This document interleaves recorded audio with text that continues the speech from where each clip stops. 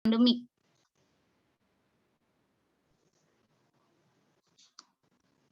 Oke teman-teman, terus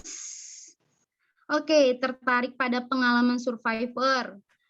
Bagaimana dapat survive dan hidup kembali normal seperti semula ya. Semangat Dewi, tetap semangat ya. Di sini kita berada, terus kita saling share, terus kita saling berbagi. Jadi jangan pernah takut. Nanti kita bisa sama-sama belajar dan keluar jadi menjadi orang yang lebih baik lagi. Terus ada Sylvia di Lotim juga tapi gerimis. Wow, ntar ya teman-teman ya.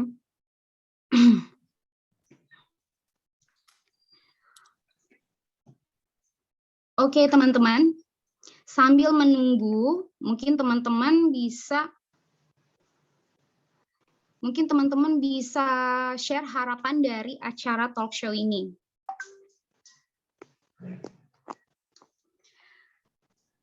Oke, udah menunjukkan pukul 8 teman-teman.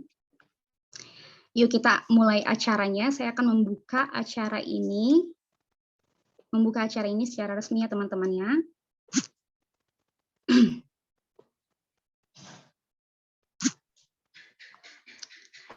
Bismillahirrahmanirrahim. Assalamualaikum warahmatullahi wabarakatuh. Waalaikumsalam warahmatullahi wabarakatuh. Oke, teman-teman, semoga apa kabar teman-teman malam hari ini? Alhamdulillah, baik. Luar biasa. Luar biasa ya semangatnya. Semoga teman-teman diberikan kebaikan, perlindungan oleh Allah Subhanahu wa taala di tengah pandemik ini, teman-teman. Dan saya ucapkan selamat datang nih kepada para pembicara kita, Dr. Danang dan juga Putri serta Mbak Fani selaku moderator. Selamat malam Mbak Fani. Dan selamat datang juga kepada teman-teman di acara talk show Dari Siapa Kamu ID dengan tema Pandemic Effect in Quarter Life Crisis for Young Generation. Jadi teman-teman, saya beserta teman-teman Siapa Kamu ID ini ingin mengucapkan terima kasih yang sebanyak-banyaknya kepada teman-teman yang sudah join nih di acara talk show perdana kami Dari Siapa Kamu ID, yaitu merupakan sebuah komunitas ataupun wadah untuk memperbaiki diri, kemudian meningkatkan kualitas diri teman-teman. Seperti tagline-nya yaitu create your own self, yaitu menciptakan. Setelah menemukan diri kita sendiri, yaitu menciptakan diri kita sendiri. Teman-teman, sebelum kita melanjutkan acara talk show ini, sebagai warga negara yang baik nih, yuk kita dengarkan dulu nyanyian lagu kebangsaan kita, Indonesia Raya. Saya harap teman-teman tetap mute ya mic-nya ya, agar kita mendengarkan nyanyian lagu Indonesia Raya. Langsung dipandu oleh operator kita, Mas Hadi, dipersilakan. Baik, selamat malam teman-teman semuanya, Bapak Ibu udah hadirin. Mungkin bisa meralat ya, kita bukan hanya mendengarkan, tapi kita akan menyanyikan bersama untuk lagu Indonesia Raya. Baik, langsung saja. Bapak Ibu hadirin sekalian dan teman-teman peserta talk show dari siapakamu.id, mari kita bersama-sama menyanyikan lagu nasional Republik Indonesia, Indonesia Raya. Para hadirin dimohon untuk berdiri.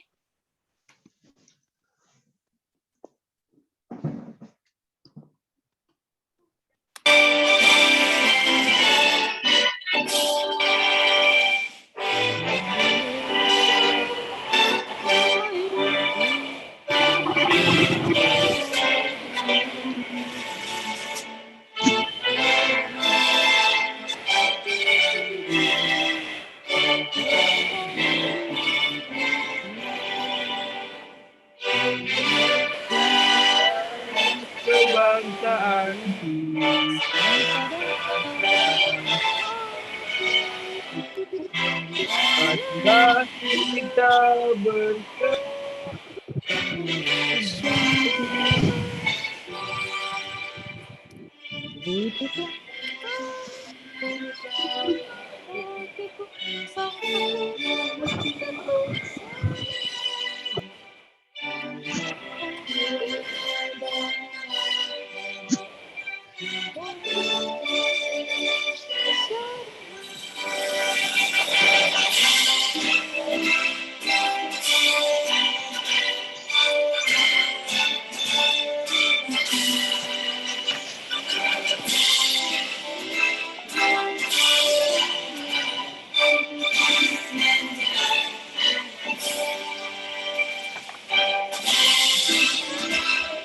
Merdeka, merdeka, anakku negeriku yang kecil.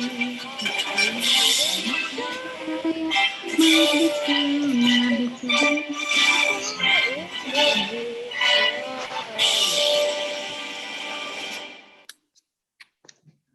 Terima kasih. Para hadirin dipersilakan duduk kembali dan kita kembalikan kepada host kita. Terima kasih Mas Hadi. Selanjutnya teman-teman, sebelum kita memulai acara ini, kita perlu mengetahui rules dari acara ini yang saya akan bacakan. Yang pertama itu, pada saat talk show berlangsung diharapkan teman-teman mic-nya di-mute ya, biar lebih fokus dan maksimal. Dan yang kedua, dihimbau untuk mengaktifkan kameranya, agar teman-teman bisa saling kenal, dan mungkin di sini teman-teman mendapatkan saudara ataupun teman yang sefrekuensi. Jadi teman-teman, sedikit cerita nih tentang Siapa Kamu ID. Jadi komunitas Siapa Kamu ID ini dibangun beberapa bulan yang lalu ya teman-teman. Namun baru saja dirilis bulan Agustus tahun 2021 ini. Dan co-foundernya itu ada 3 orang. Yang pertama saya sendiri, ada Mbak Putri Nurida Fitriani, kemudian ada juga Mas Hadi. Jadi untuk membangun komunitas ini, kami memiliki background yang berbeda-beda, seperti pembahasan topik yang berbeda-beda. Yang pertama itu saya sendiri, Rita Risandi, dia berfokus pada bidang communication coach, kemudian self-image, personal development, dan juga relationship. Mungkin nanti teman-teman bisa juga konsultasi ataupun cerita kayak gitu kan. Terus yang kedua adalah ada Putri di sini berfokus pada public speaking coach, personal development, mental health, dan juga relationship. Dan ada Mas Hadi yang berfokus di personal development dan juga leadership. Teman-teman dari ketiga ini itu memiliki kesamaan, yaitu di bidang personal development, yaitu membangun sebuah kepribadian, membangun diri gitu loh, untuk memperbaiki diri masing-masing dan memberikan influence kepada banyak orang. Jadi teman-teman, kita membangun komunitas ini dilatar belakangi bahwa ternyata di lapangan itu kita menemukan banyak anak muda nih, anak muda yang mengalami gangguan kesehatan mental. Ya, ini bukan gangguan gila ya teman-teman ya. Ini gangguan kesehatan mental di mana teman-teman itu mudah depresi, mudah marah, sensitif. Bahkan nih teman-teman, saya menemukan di beberapa tempat ya, di beberapa lingkungan itu mereka itu tidak mengetahui arah tujuan mereka, tujuan hidupnya. Kalau ditanya nih, kamu mau jadi apa? Mereka nggak tahu. Mereka bingung nih mau jalan kemana. Jadi hidupnya kayak gitu-gitu aja. Nah, ini yang menjadi permasalahan. Sehingga dibangunlah Siapa Kamu ID. Apa sih yang membedakan komunitas ini dengan komunitas yang lain? Pastikan teman-teman nanya seperti itu. Oke, kalau komunitas yang lain itu berfokus kepada mental health saja. Tapi di sini ketika teman-teman memiliki masalah, kita bukan hanya membantu teman-teman di bidang mental health saja, tapi juga membangun personality karakter teman-teman, terus self image. Bagaimana penampilan teman-teman juga diperbaikin, bukan hanya dari dalam, tapi penampilan juga itu harus diperbaikin. Dan yang terakhir adalah menambah skill. skill yang perlu teman-teman pahami atau perlu kita bangun di era sekarang adalah skill komunikasi. Di mana-mana kita perlu komunikasi untuk membangun pertemanan, untuk membangun relasi, itu butuh komunikasi.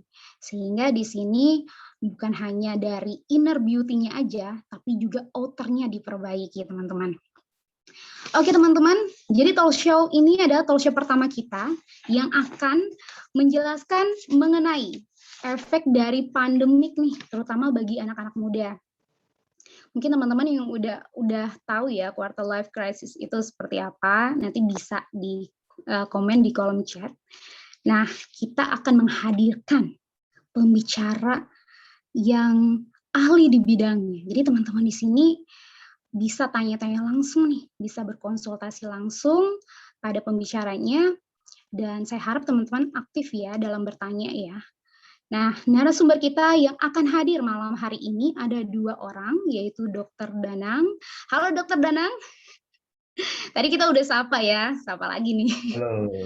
Halo, terus ada Mbak Putrinya. Halo Mbak Putri. Mbak Putri. Halo. Halo.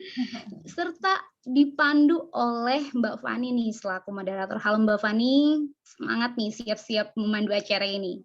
Halo semuanya. Nah teman-teman, ya. Nah teman-teman, saya akan membacakan CV moderator dan pembicara.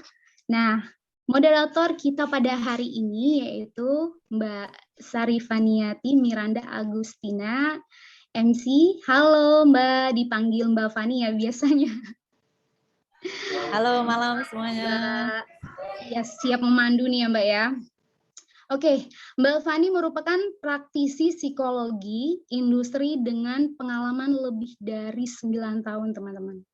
Sekarang beliau berprofesi sebagai HRD di perusahaan industri, kemudian sebagai konselor dan asesor perusahaan dengan proyek di berbagai bidang.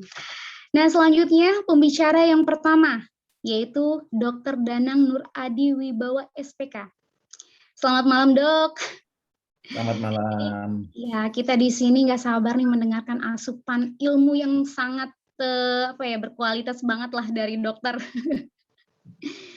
Jadi Dr. Danang merupakan psikiater di RSUD Patut Patuh Paju Lombok Barat, psikiater di RS Bayangkara, psikiater di RSI Siti Hajar, dan sekaligus dosen psikiatri FK Unijar Mataram ya Dok ya.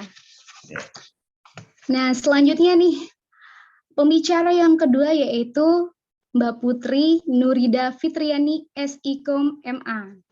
Halo Mbak Putri. Wah, glowing banget nih Mbak Putri ya. Semangat nih. Harus kayak kita walaupun malam hari itu sebelum istirahat kita juga harus menebarkan bara-bara semangat kayak gitu. Iya Mbak, wah mantep nih.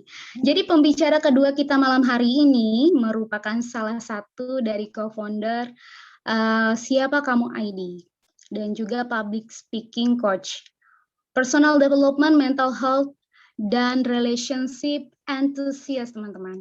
Nah teman-teman, langsung saja nih kita mulai talk show ini yang akan dipandu langsung oleh Mbak Fani kita selaku moderator. Dipersilakan Mbak Fani.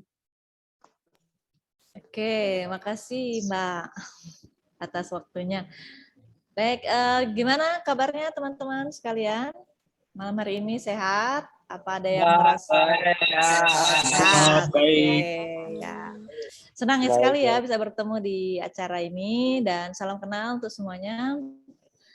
Hari ini kita kedatangan pembicara yang sangat hebat ya dari segi psikiater dan juga ada survivor dari mental health. Saya lihat juga di kolom komen rasanya sangat banyak antusiasme dari rekan-rekan sekalian nih untuk tahu sebenarnya quarter life crisis itu apa sih, dan juga banyak orang yang merasa ketika pandemi ini kayaknya semakin menurun gitu ya kualitas hidupnya gitu. Nah, sekali lagi memang ketika berbicara tentang quarter life crisis, berbicara tentang mental health ya, bukan berarti kita adalah orang yang gila gitu. Bukan berarti semata-mata ketika kita merasa kayaknya ada sesuatu yang salah dengan saya nih, kayaknya mental saya ada sesuatu yang salah, tiba-tiba kita dicap menjadi orang yang gila gitu ya. Itu bukan gitu. Jadi jangan khawatir. Kalau ada permasalahan bisa konsultasikan lebih lanjut kepada profesional ya. Di sini kita ada Dokter Danang, atau mau konsultasi ke psikolog juga boleh. Oh, ini promosi boleh nggak nih? Oke, baik, tidak berpanjang dan tidak berlama-lama ya. Mari kita bahas sebenarnya quarter life crisis ini apa. Ini sebenarnya adalah sebuah istilah yang dikenal udah lama ya. Dari 2001 sebenarnya pertama kali pencetusnya itu karena mereka meneliti tentang perilaku di antara generasi-generasi yang ada sekarang nih. Nah, jadi kita coba tanya langsung kepada ahlinya. Dokter Danang, menurut dokter nih dok, kan ini ada istilah quarter life crisis ya. Kalau kita belajar bahasa Jawa, quarter itu kan seperempat ya dok. Krisis itu kan krisis ya. Nah, apa jangan-jangan nih ada juga nih kayak kalau seperempat kan artinya ada setengah ya. Jadi apakah ada yang separuhnya lagi nih dok, terus ada setengah, ada yang fullnya lagi. Jadi ada nggak krisis full ini? Sebenarnya quarter life crisis ini apa sih dok? Oke, terima kasih Mbak Fani. Saya sapa dulu ya. Assalamualaikum warahmatullahi wabarakatuh. Selamat malam, salam sejahtera untuk kita semua. Apakah suara saya jelas terdengar? Jelas dok. Jelas, Pak. Dokter. Semoga kita semua tetap sehat, semangat ya. Walaupun pandemi ini kita belum tahu endingnya kapan, tapi kita harus optimis ya. Oke, saya cukup berterima kasih kepada para co-founding ini mengadakan acara seperti ini yang sangat jarang. Jadi ini sangat penting untuk masyarakat awam karena semua terdampak oleh pandemi. Tidak tahu itu orang lapisan atas, tengah, bawah, semua terdampak. Oke, kembali ke topik tadi quarter life crisis ya. Benar tadi Mbak Fari sudah menyampaikan. Jadi ini kalau saya bilang generasi Z ya. Generasi Z ini memang sangat penuh dinamika. Mungkin berbeda dengan kita yang lahir pada tahun 70-an ke atas, 70-60 mungkin, 70-60 itu berbeda lah. Generasi Z ini memang kalau dalam ilmu psikiatrinya memang penuh dinamika dan variatif. Jadi pola asuh yang pada generasi Z ini berbeda dengan pada generasi kita sebelumnya. Maksudnya saya tahun 70-an kira-kira gitu lah ya gitu. Nah, jadi kita ini siapa nih dok? berbeda gitu ya. Iya. Jadi sebenarnya semua pernah mengalami. Ya. Hanya kembali ke strength mentalnya, kepribadiannya. Ya. Kalau bilang krisis, tentu itu emergensi. Tadi sudah sebutkan Mbak Fani bahwa quarter life berarti sekitar 17 sampai 30 tahun. Nah, respon anak usia segini ya artinya berbeda-beda. Lebih mengutamakan rasa ketakutan berlebihan akan tidak bisa mencapai hal yang baik, hal yang nanti diidam-idamkan. Itu ketakutannya berlebihan. Padahal sebenarnya belum tentu itu akan terjadi. Kalau di diagnosa kami namanya generalized anxiety disorder, jadi gangguan cemas menyeluruh. Jadi sesuatu yang belum terjadi sudah, apalagi dengan dia melihat teman sebayanya yang sudah berhasil dalam usia yang sama. Nah, malah dia galau tentang masa depan, galau tentang kehidupan di gimana. Nah, biasanya sih ini menyerang biasanya masalah relasi, mungkin masalah percintaan, finansial, dan sebagainya. Kalau tadi dikatakan apa ada selain quarter life? Ya, ada istilah midlife crisis ya. Midlife tentunya pertengahan, biasanya ya usia 47 ke atas. Ya. Jadi kalau midlife ini istilahnya ketidaksiapan ya, peralihan transisi dari masa muda ke masa senja. Semua orang akan mengalami, tapi semua orang tidak terdampak. Kalau kepribadiannya matur, dia akan melewati dengan mulus. Tapi dikala dia tidak siap, dia merasa denial, merasa saya masih bisa kok, misalnya, saya masih mampu kok. Sedangkan pada usia midlife 50 ke atas tentu ada perubahan, misalnya dalam segi bentuk tubuh, mungkin dalam hal finansial, mungkin dalam hal kekuatan dalam bekerja, pasti berbeda. Nah, jadi kembali kita harus tadi love diri kita sendiri, love myself diri kita sendiri.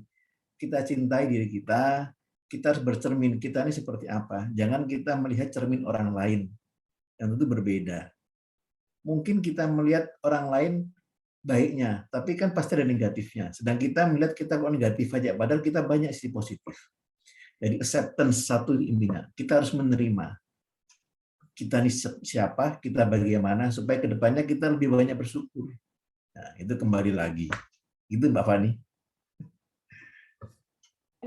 Oke, menarik sekali nih ya, Dokter Danang ya. Jadi kalau kita bicara soal krisis, artinya kita bicara soal sesuatu yang urgent tadi ya, sesuatu yang bisa jadi itu mengarah ke arah yang mungkin lebih buruk gitu ya, Dok ya. Bisa. Nah, kalau gitu, kalau orang-orang muda sekarang nih Dok, kan tadi dokter bicara juga tentang generasi ya, perbedaan generasi gitu. Nah, kalau orang-orang muda sekarang kan sering banget tuh Dok, apalagi zaman pandemi ya, mungkin kelamaan di rumah atau kelamaan sendiri gitu ya Dok ya. Jadi mereka kayak lebih merasa stres, dikit-dikit merasa depresi gitu ya, dikit-dikit lihat pisau iris buah enak gitu ya. Nah, itu sama nggak sih Dok yang dirasain, atau sebenarnya apa sih yang membedakan untuk kita tuh masuk ke quarter life crisis, atau sebenarnya kita hanya stres biasa kayak gitu Dok? Oke, ya tentu ada gradasi ya tingkatan-tingkatannya. Jadi pada quarter life crisis ini bisa sampai depresi. Jadi ada stres, ansietas, depresi. Ya tentunya apa yang membedakan yang biasa dengan yang quarter life crisis? Kalau namanya krisis tentu sudah membuat sesuatu yang emergensi, membahayakan. Artinya apa? Dalam hal keseharian ada penurunan kualitas.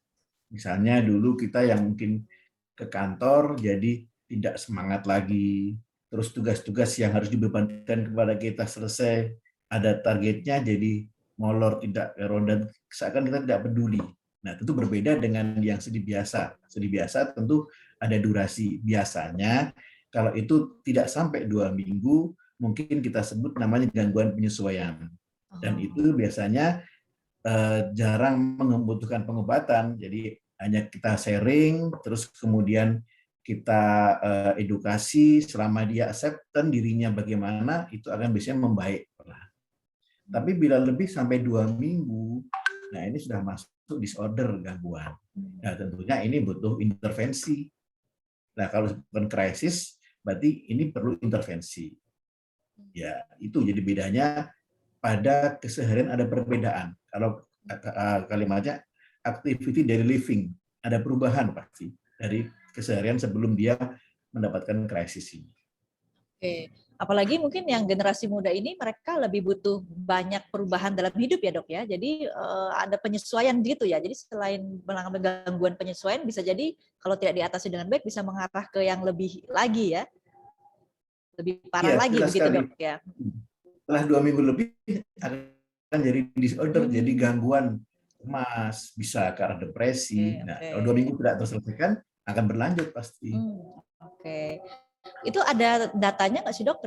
Kenapa sih quarter life crisis ini begitu sepertinya begitu booming gitu ya? Sepertinya sedikit-sedikit orang merasa kayaknya saya quarter life crisis nih, atau kayaknya saya depresi. Apakah ada datanya ya? Berapa persen sih Dok atau gimana gitu? Nah, ini akan saya tampilkan penelitian dari PDSKJI ya. PDSKJI ini Perhimpunan Dokter Spesialis Jiwa Indonesia pada saat pandemi. Sebentar saya share screen dulu ini. Oke Dok.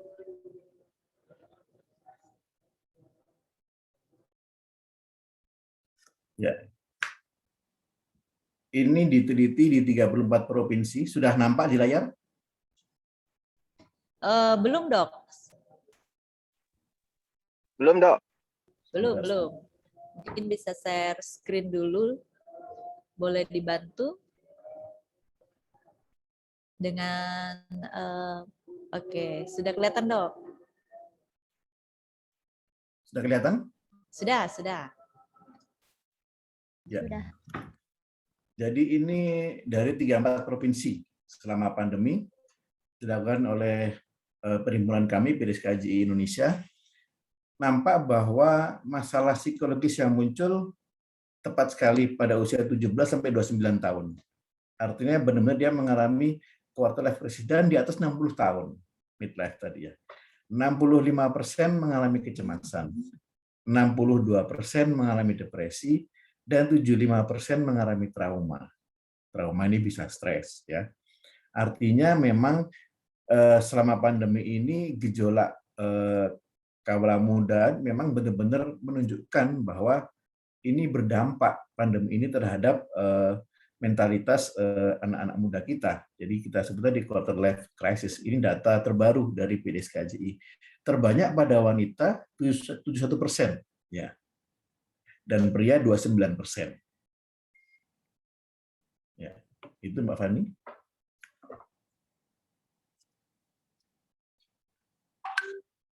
Ini datanya menarik sekali ya, Dok ya. Dari seluruh Indonesia ya ini artinya ya?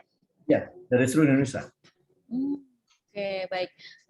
Oke, nah ini kalau saya lihat kan kelompok usianya antara rentang 17 sampai 29 tahun ya, Dok ya, di mana memang banyak perubahan ya. Tadi dokter sudah jelaskan bahwa mungkin mereka perubahan mulai dari masa SMA mau masuk kuliah, atau masa SMA mau langsung bekerja, atau dari kuliah mengarah kepada dewasa awal ya, Dok ya, di mana mereka mulai membuat atau membentuk kelompok-kelompok hidup sendiri ya. Misalnya ada yang berkeluarga atau ada yang mengejar karir gitu ya, Dok ya.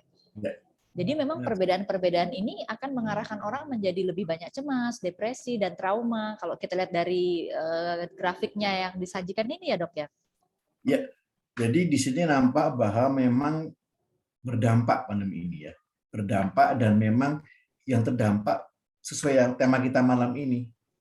Banyak itu quarter life crisis, jadi usia-usia yang memang produktif.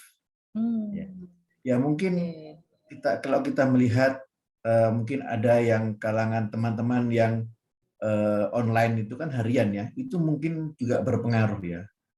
Kan masalah finansial ya, terus kemudian pekerjaan, ada mungkin banyak PHK dan sebagainya, tuntutan dan sebagainya, akhirnya nampak di bulan ini bahwa memang berdampak. Dan pada usia 60 juga, jadi pada ya menjelang perilansia ya, menjelang perilansia. Itu yang tertinggi. Baik, Dok. Baik. Nah, kalau misalnya teman-teman di sini ada yang ingin bertanya ya, boleh langsung saja. Silakan ketik di kolom chat. Nanti kita akan bacakan ya, dan juga kita akan bahas. Saya rasa ini cukup menarik ya, apalagi rata-rata yang hadir saat ini sepertinya berada di antara rentang 17 sampai 29 ini ya, Dok ya. Bahkan sebenarnya kita berdua juga di antara rentang ini nih, Dok. Iya, saya juga. Iya, nah, tapi kayaknya yang aktual ada di rentang ini adalah salah satu pembicara kita juga ya pada malam hari ini, yaitu Mbak Putri. Mbak Putri ada? Halo, kedengeran suara saya? Iya, kalau dilihat tadi kan cukup menarik ya dari data yang disajikan oleh Dr. Danang, bahwa memang di usia seperti generasi Z ya tadi, Dok ya, banyak sekali orang-orang yang mengalami perubahan sehingga menghadapi krisis nih. Nah, kalau Mbak Putri ini kan title-nya tadi Survivor Mental Health gitu ya, Mbak ya. Survivor bahasa Jawa kan seperti pemenang gitu ya. Saya sudah berhasil nih. Oke, baik. Mental health gitu ya, berhasil mengalami apa nih Mbak Putri? Mungkin boleh berbagi cerita dulu nih. Oke, jadi sebenarnya dulu itu awal-awal saya lulus dari kuliah saya itu, ini kedengeran jelas nggak sih suara saya? Atau kejauhan suara? Jelas. Ya, jadi awal saya kuliah awalnya biasa aja gitu, hidup saya normal-normal aja, kayak testimoni nih jadinya saya.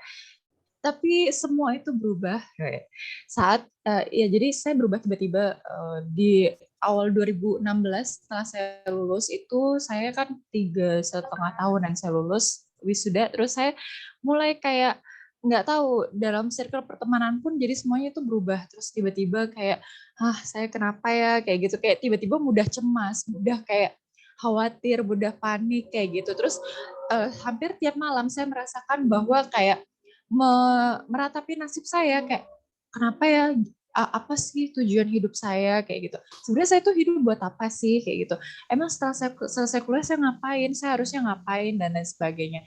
Itu tidak terkontrol. Waktu dulu kita mungkin zaman dulu belum ada yang benar-benar gencar-gencarnya psikiater dan psikolog untuk menangani masalah seperti ini. Sehingga mungkin saya masuk ke permasalahan ini, jadi setiap ada masalah saya menjadi sensitif. Ketika saya dihadapi dengan sesuatu kasus, saya langsung kayak yang gampang marah, saya gampang emosional, saya gampang sensitif banget, intinya kayak gitu. Sampai pada akhirnya saya di satu titik 2017 saya mengalami quarter life crisis itu terus menerus dan saya merasa hidup saya benar-benar tidak ada gunanya kayak gitu, sampai pada akhirnya permasalahan muncul bertubi-tubi dalam hidup saya.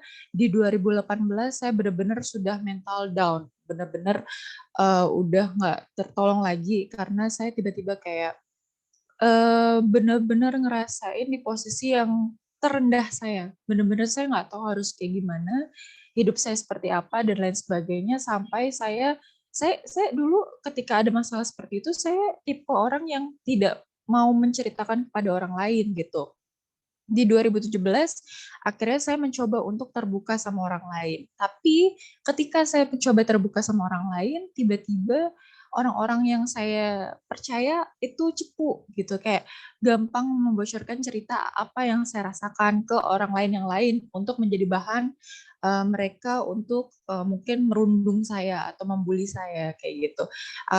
Akhirnya di situ saya berusaha untuk bangkit melalui bantuan dari psikolog dan psikiater, karena disitulah saya mulai mengalami yang namanya trust issues dengan orang, kayak oh ini udah nggak bener banget nih, udah nggak bener kayak gitu. Jadi benar-benar teman-teman mungkin di sini pesannya adalah quarter life crisis itu benar-benar ada, dan itu mungkin kalau kalian ngerasa kalian udah mau lulus kuliah, nah persiapkan diri matang-matang untuk dari awal sudah memiliki visi, udah memiliki pandangan tentang hidup kita ke depannya seperti apa. Kita bertarget nggak apa-apa, seperti mungkin dokter Danang juga bisa menambahkan ya, kayak saya pernah dapat kata-kata bahwa bermimpilah yang besar setinggi mungkin, walaupun tidak akan sampai, setidaknya kita memiliki tujuan untuk mencapainya terus menerus. Jadi itu yang ngebuat saya benar-benar diobatin, kayak saya bersyukur karena saya memiliki keluarga, ibu, terutama ibu saya yang selalu mensupport apa yang saya lakukan. Jadi saya benar-benar ketika saya down, ketika saya terpuruk, ketika saya benar-benar terjatuh di situ dengan lingkungan saya, dengan pertemanan saya, dengan pekerjaan saya dan lain sebagainya, saya mengalami quarter life crisis. Di situ masih ada ibu saya kayak gitu. Di situ masih ada mama saya yang mensupport saya, mendukung saya. Jadi intinya adalah carilah orang yang bisa mensupport kita ketika kita terpuruk. Nggak apa-apa, walaupun itu misalnya kalian ngerasa ya adalah seorang stranger, ataupun misalnya baru berkenalan dan merasa nyaman dengan orang itu, lihat orang itu apakah bisa dipercaya atau tidak, atau carilah langsung psikolog atau psikiater langsung, ataupun bisa juga seperti melalui platform seperti ini juga bisa. Yang penting jangan dipendam semua masalah sendirian. Kalian itu kita itu semua hidup bersosialisasi kayak gitu. Jadi kalau misalnya kita malah menampung masalah kita sendirian, yang ada kita bakal semakin down nantinya. Gitu Mbak Fani. Oke, baik. Ini kayaknya sinyal saya agak nggak stabil ini ya. Waduh. Seperti saya harus ganti router juga karena di sini juga habis hujan nih. Oke, baik. Nah ini pertanyaan juga sudah cukup banyak ya di kolom komentar. Nah, cuma sebelum kita beranjak ke pertanyaan nih, saya mau nanya satu lagi untuk Mbak Putri ya. Tadi kan artinya kan sempat cerita ya sebelumnya dari tahun 2018, sempat cerita ke beberapa orang, tapi ternyata salah cerita ya Mbak Putri.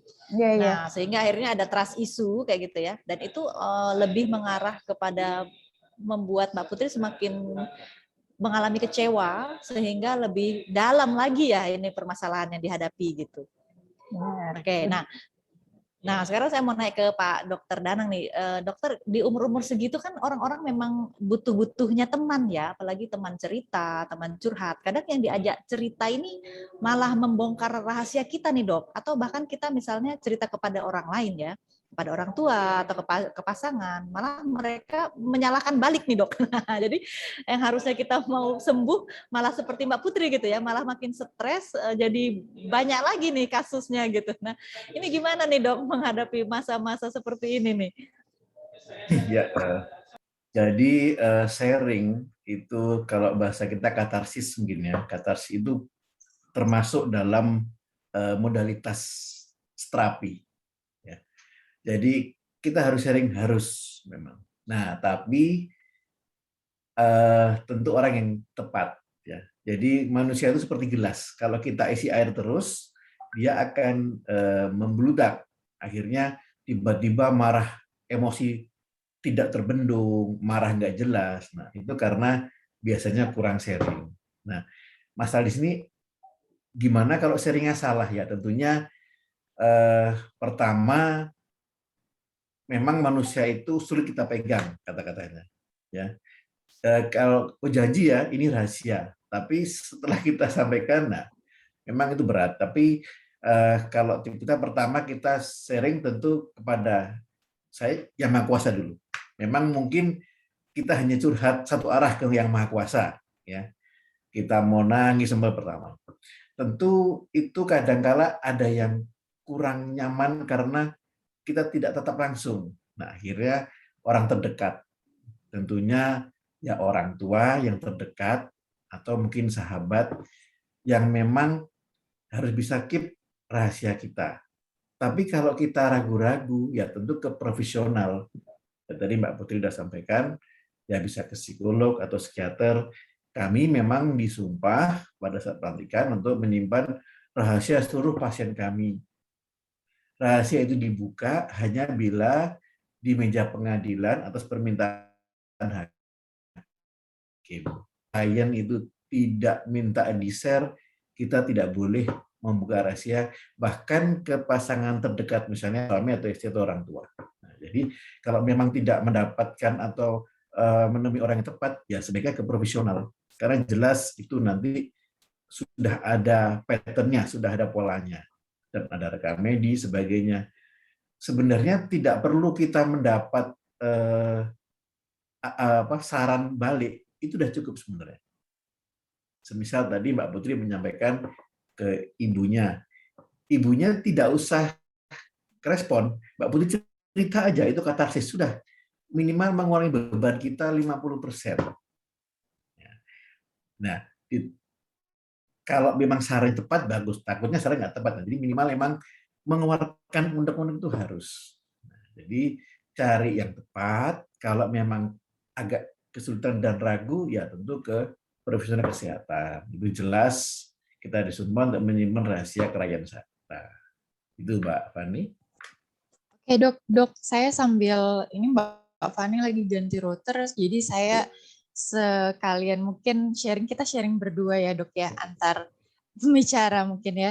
Jadi kan ketika saya kena dalam, itu saya baru mengenal quarter life crisis di usia saya di 25 tahun, 1 tahun yang lalu.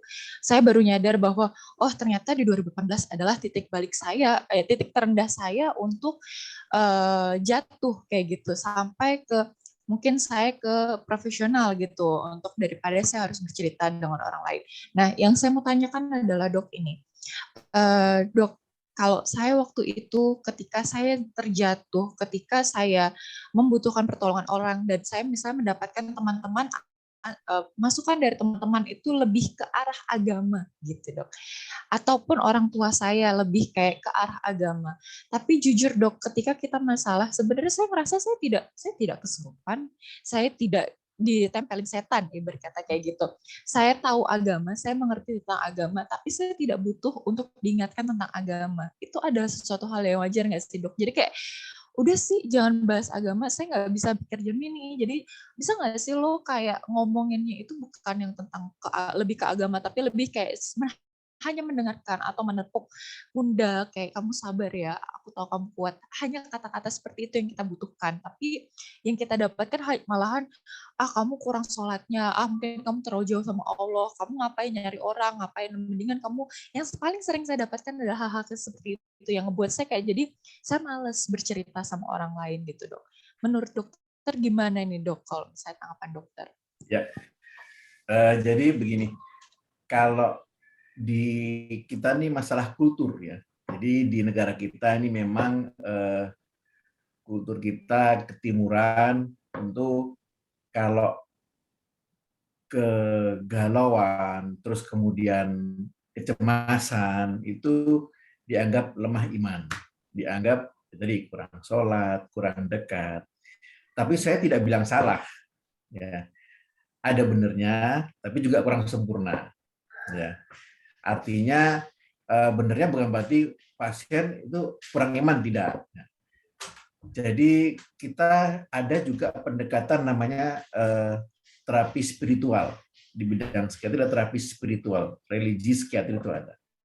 Artinya kita yakinkan bahwa kita ini sesuatu yang mampu sebenarnya.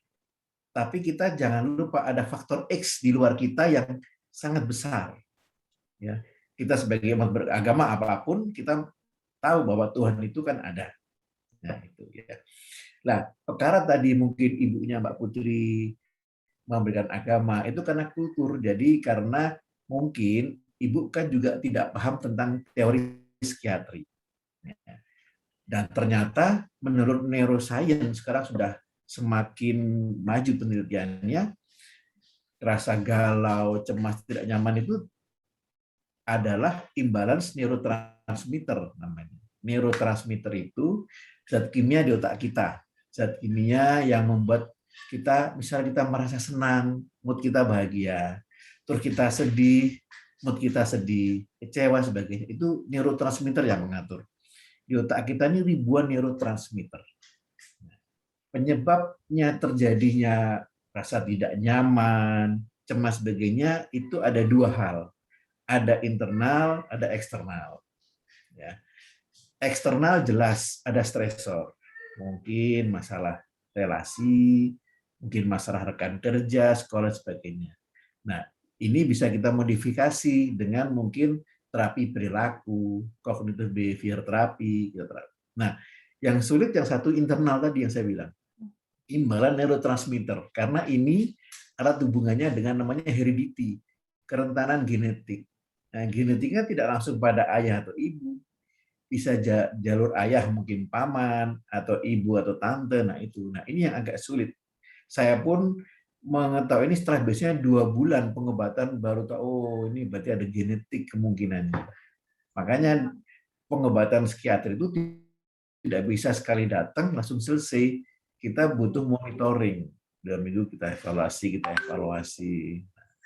jadi tadi kasus Mbak Putri ya harusnya ke profesional dijelaskan bahwa ada hal yang tidak seimbang di neurotransmitter itu yang perlu dibenahi, diobati tadi. Ya.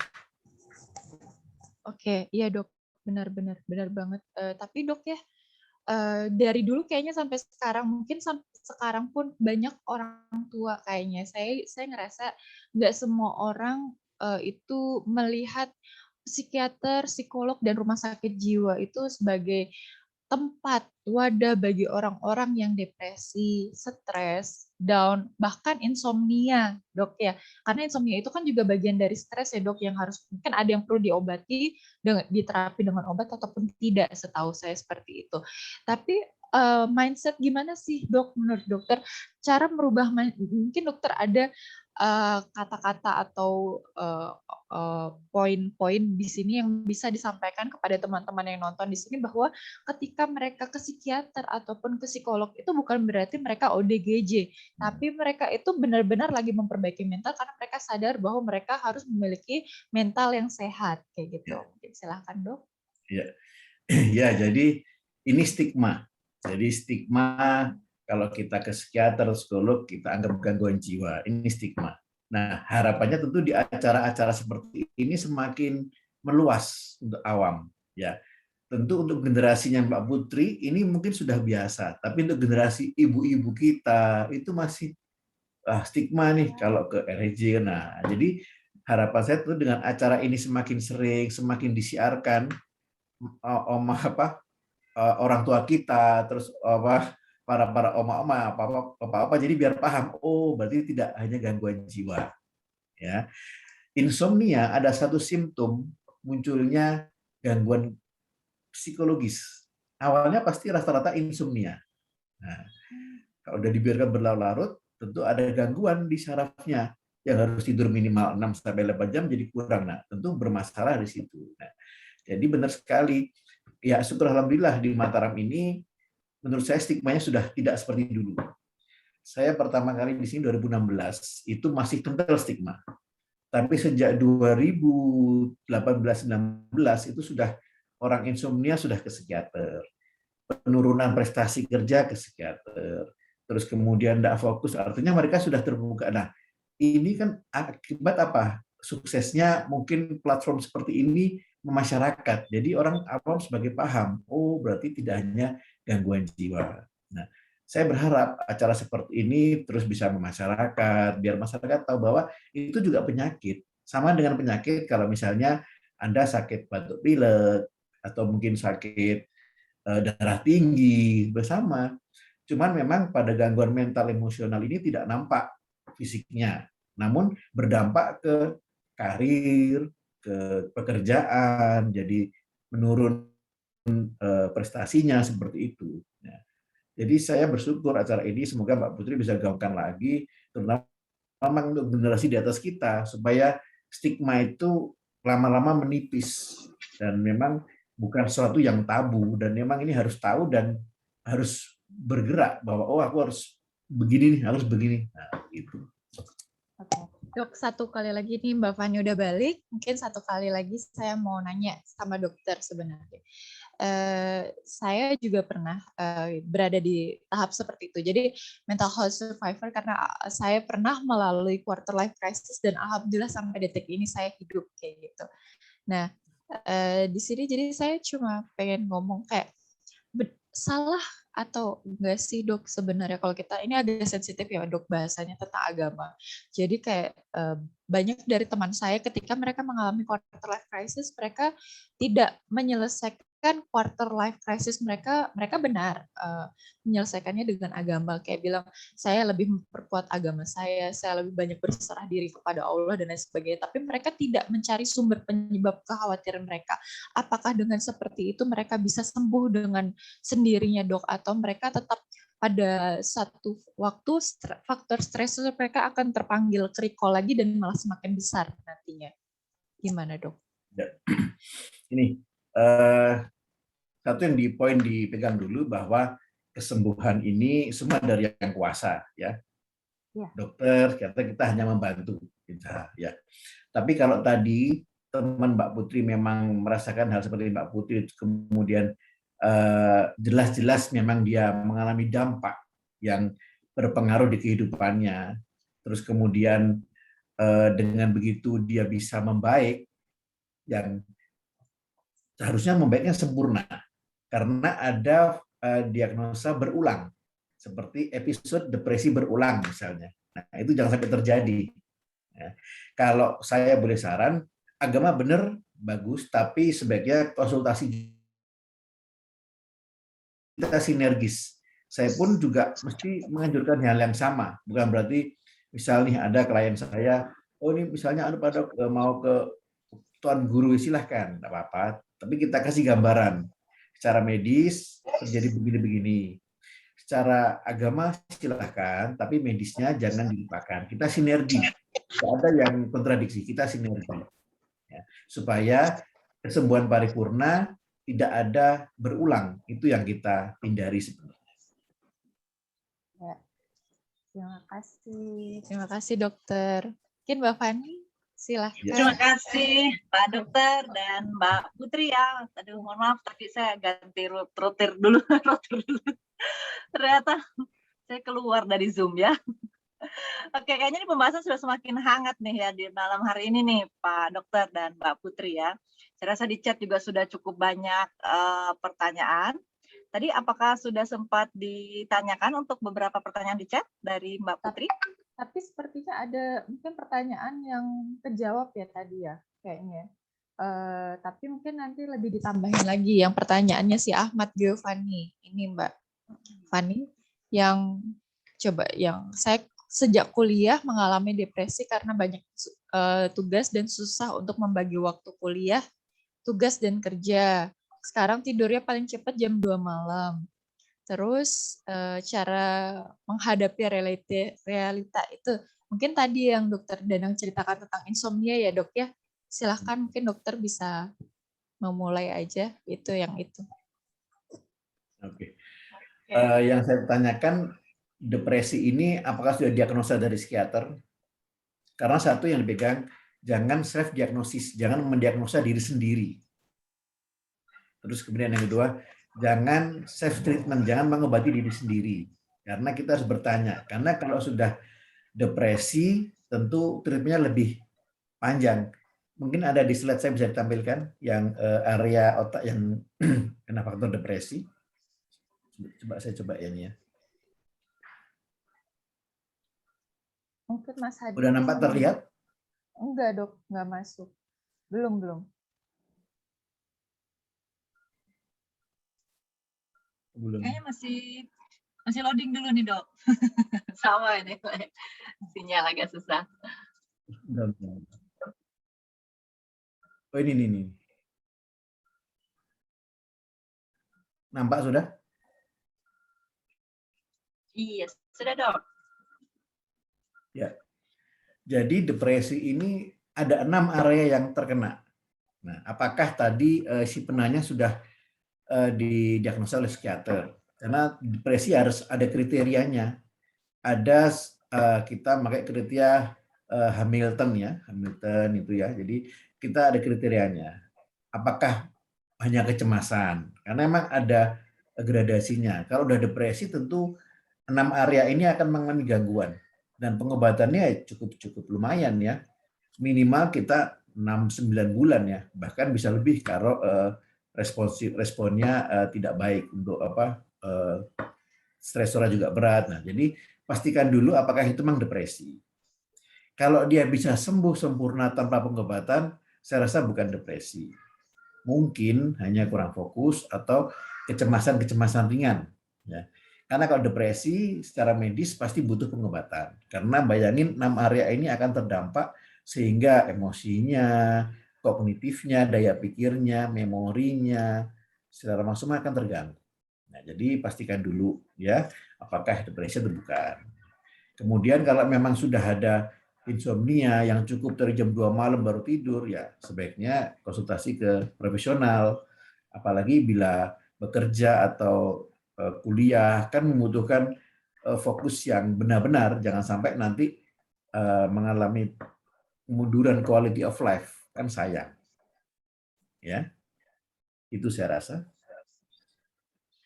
Oke, kayaknya banyak ya Dok ya kasus seperti ini ya, ketika mereka mulai berkuliah, mulai merasakan perbedaan. Mungkin kaitannya juga dengan yang tadi dokter sempat sampaikan ya, bahwa ada orang-orang yang memiliki kesulitan dalam beradaptasi dan mungkin setelah 2 minggu masih mengalami itu, sehingga akhirnya mereka merasa mungkin ini bagian dari depresi gitu. Padahal depresi itu sendiri untuk tegak diagnosisnya sangat banyak ya Dok ya, yang harus dipenuhi dulu ya gitu. Jadi ini mungkin karena masyarakat kita ini sangat suka hiperbola ini Dok. Jadi sedikit-sedikit kayaknya saya depresi nih gitu. Sebenarnya kalau mau merasa depresi langsung aja nih ke dokter Danang ya Dok ya. Malah kita senang Dok ya. Jadi kalau ada yang merasa depresi langsung aja nih ke dokter, langsung aja ke psikolog gitu ya. Langsung mencari bantuan dari profesional gitu ya. Tapi memang yang perlu diketahui oleh rekan-rekan, tidak semua gejala seperti susah tidur, kemudian tadi emosi ya Dok ya, emosi yang labil, kemudian perasaan terlalu tidak memiliki kontrol terhadap diri sendiri atau terhadap lingkungan, bagian dari depresi gitu ya Dok ya. Termasuk seperti ada pertanyaan nih Dok, ada pertanyaan lanjutan dari sebentar. Ya, apa-apa Dok. Nah, sama juga ada yang pertanyaan lanjutan yang mengenai bagaimana mengatasi diri yang sering tiba-tiba sedih gitu Dok ya. Kemudian kadang-kadang menangis tanpa sebab. Ini mungkin sering dialami oleh kaum hawa nih dok. Jadi tiba-tiba tanpa alasan gitu ya. Kayaknya Mbak Putri udah senyum nih, kayaknya dia mengalami terus gitu ya. Dia tanpa alasan selalu sedih nih dok, merasa lelah secara fisik maupun mental gitu. Jadi apakah hal-hal seperti ini juga masuk dalam depresi, atau apa aja sih yang harusnya masuk ke dalam depresi itu dok? Atau sebenarnya ini memang salah satu tahap di mana ya tadi itu ya, orang mengalami krisis dalam quarter life-nya dia gitu. Sebuah cycle yang normal mungkin ya untuk umur-umur antara 17 sampai 29 tahun gitu dok. Ya, tentunya trias depresi yang jelas ya. Triasnya ada 3 gitu ya. Yang pertama anhedonia, tidak bisa merasakan kesenangan. Jadi misalnya walaupun jalan-jalan, Mbak Fani di Balikpapan ya, jalan-jalan kita makan kepiting, tapi nggak senang nih. Teman-temannya jalan-jalan, dia kok rasanya kok hampa ya, padahal happy-happy. Terisolir gitu ya dok ya, terisolir sendiri ya. Anhedonia ya. Terus kemudian yang kedua anergia, tidak ada tenaganya kayak tidak seperti dulu. Dulu misalnya kerjanya 8 jam, sekarang 4 jam sudah cepat capek, cepat letih, banyak keluhan fisik ya. Energi saya akan tidak tenaga. Terus yang ketiga afek depresi. Afek depresi tentunya ya turun semua, terus kemudian tidak semangat. Yang dulu ke kantor dandan, sekarang tidak dandan lagi. Terus tidak memberikan seperti yang dulu lah, berbeda. Itu yang paling jelas trias depresinya. Nah, jadi dilihat dulu tadi faktor yang tiba-tiba menangis. Wanita itu punya fitrah. Fitrah itu apa ya? Fitrahnya memang dan lahirnya mungkin dok ya. Nah, jadi secara fitrahnya tuh wanita itu memang halus, ya. Tapi bukan makhluk halus ya, halus. Jadi halus. Jadi wanita itu tidak dimarahi pun salahnya dia, walaupun maaf misalnya suaminya belum marah, tapi dia merasa bersalah, itu udah nangis. Itu wanita. Ya. Kenapa begitu? Ya terkait hormon juga. Kalau medis bicara hormonal. Jadi ada hormon yang memang membuat kita sensitif seperti estrogen, ya. Itu membuat sensitif sekali. Apalagi kalau wanita sudah menjelang premenopause, jika estrogennya sudah mulai berkurang, buffer tidak ada, irritable, mudah marah sebagainya. Jadi dilihat dulu konteksnya, beliau menangis, ini gimana menangis? Artinya apakah ada stresor yang memang menghantam dirinya, atau kalau nggak ada sebabnya menangis, malah kita harus curiga. Kita wawancara dulu, jangan-jangan itu psikotik. Nah, jadi kita lihat dulu konteksnya gimana. Tapi kalau wanita memang diciptakan Hawa itu dari tulang rusuknya Adam kan, bukan tulang punggung. Nah, jadi wanita tuh jangan kerja keras-keras. Saya juga kasih kalau kerjanya yang biasa aja, kan dia tulang rusuk. Kalau dia tulang punggung, kerja keras boleh. Kadang-kadang saya juga ada nangani klien ya, misalnya Papa Sutri, terus yang wanitanya kerja keras, lakinya di rumah, itu saya juga kadang sedih saya, kok bisa seperti itu ya? Karena wanita ini tulang rusuk, bukan tulang punggung. Nah, itu contoh yang saya hadapi dalam praktek sehari-hari. Dok, nanya dok, kalau misalnya dalam kasus wanita itu adalah dia emang basicnya adalah wanita karir, saya sangat workaholic sebagai pekerja gitu dok. Saya mencintai pekerjaan gitu. Ketika saya nggak bekerja apa-apa malah saya nggak suka. Tapi saya juga nggak terlalu suka yang kayak terlalu pekerjaan rumah banget. Pengennya kerja di kantoran gitu. Itu gimana dong dok? Kalau dari psikolognya, psikisnya gitu. Ya gini memang zaman now ini kan berbeda ya. Wanita zaman now sama dulu zaman kita kan berbeda. Ya. Pertama memang tuntutan sekolah tinggi, tentunya kan ekspektasinya dapat bekerja yang lebih baik, gitu kan. Kan sudah berbeda ya. Kalau dulu zaman orang tua kita, misal anak 5, 10, yang kerja bapaknya aja masih cukup. Ibu di rumah. Tapi zaman sekarang, anak 2 aja, kalau cuma yang kerja ayahnya kondisi seperti ini, biasanya kurang.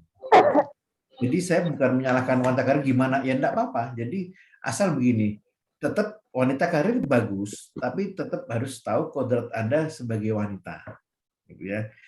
Wanita punya keterbatasan, apalagi kalau nanti sudah mungkin berumah tangga ya. Tapi tidak apa-apa, secara psikologi selama Anda bisa bekerja dengan baik, itu sebagai ekspektasi dari latar pendidikan sekolah Anda, ya why not, bagus juga, tidak masalah.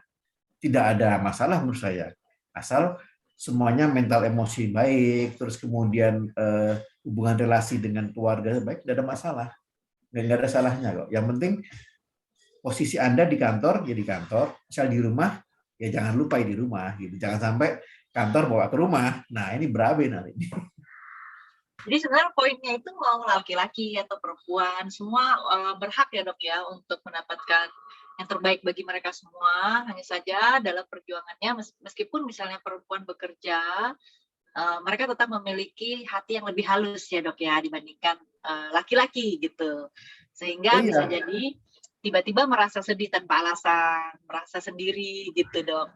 Ini ada pertanyaan bagus juga nih, karena ada juga yang bertanya beberapa waktu ini dari Mbak Zulfa ya, Mbak Pemas nih, dari kakak Zulfa. Beberapa waktu ini saya merasa aneh dengan kondisi mental saya, sering merasa malas untuk bicara, bertemu dengan teman-teman, sering emosional sehingga menyebabkan ingin menyendiri saja. Biasanya saya merasakan seperti itu jika sedang memiliki masalah. Misalnya saya sedang merasa jenuh dengan keseharian saya, lalu membuat saya merasa tidak ingin ketemu dengan siapa-siapa. Oh, ini kayaknya lebih kayak lockdown diri sendiri gitu ya. Jadi setelah pemerintah melockdown gitu, dia ikut juga nih. Oke, saya mau PPKM juga nih hati saya gitu ya.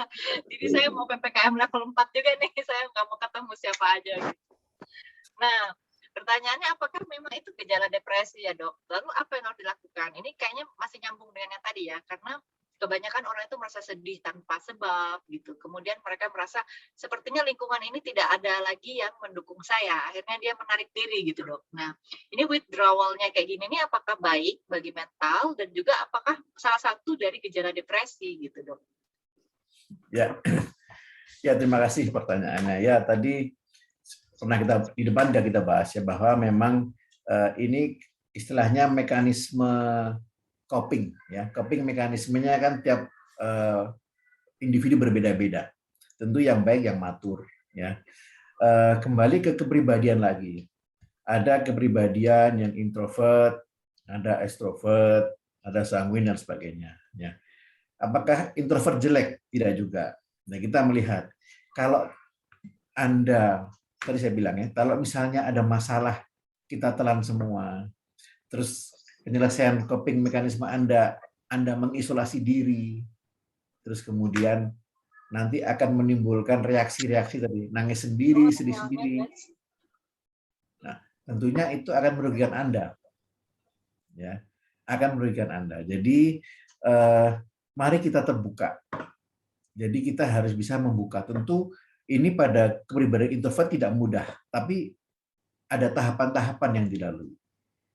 Ada mungkin orang yang tidak bisa cerita langsung.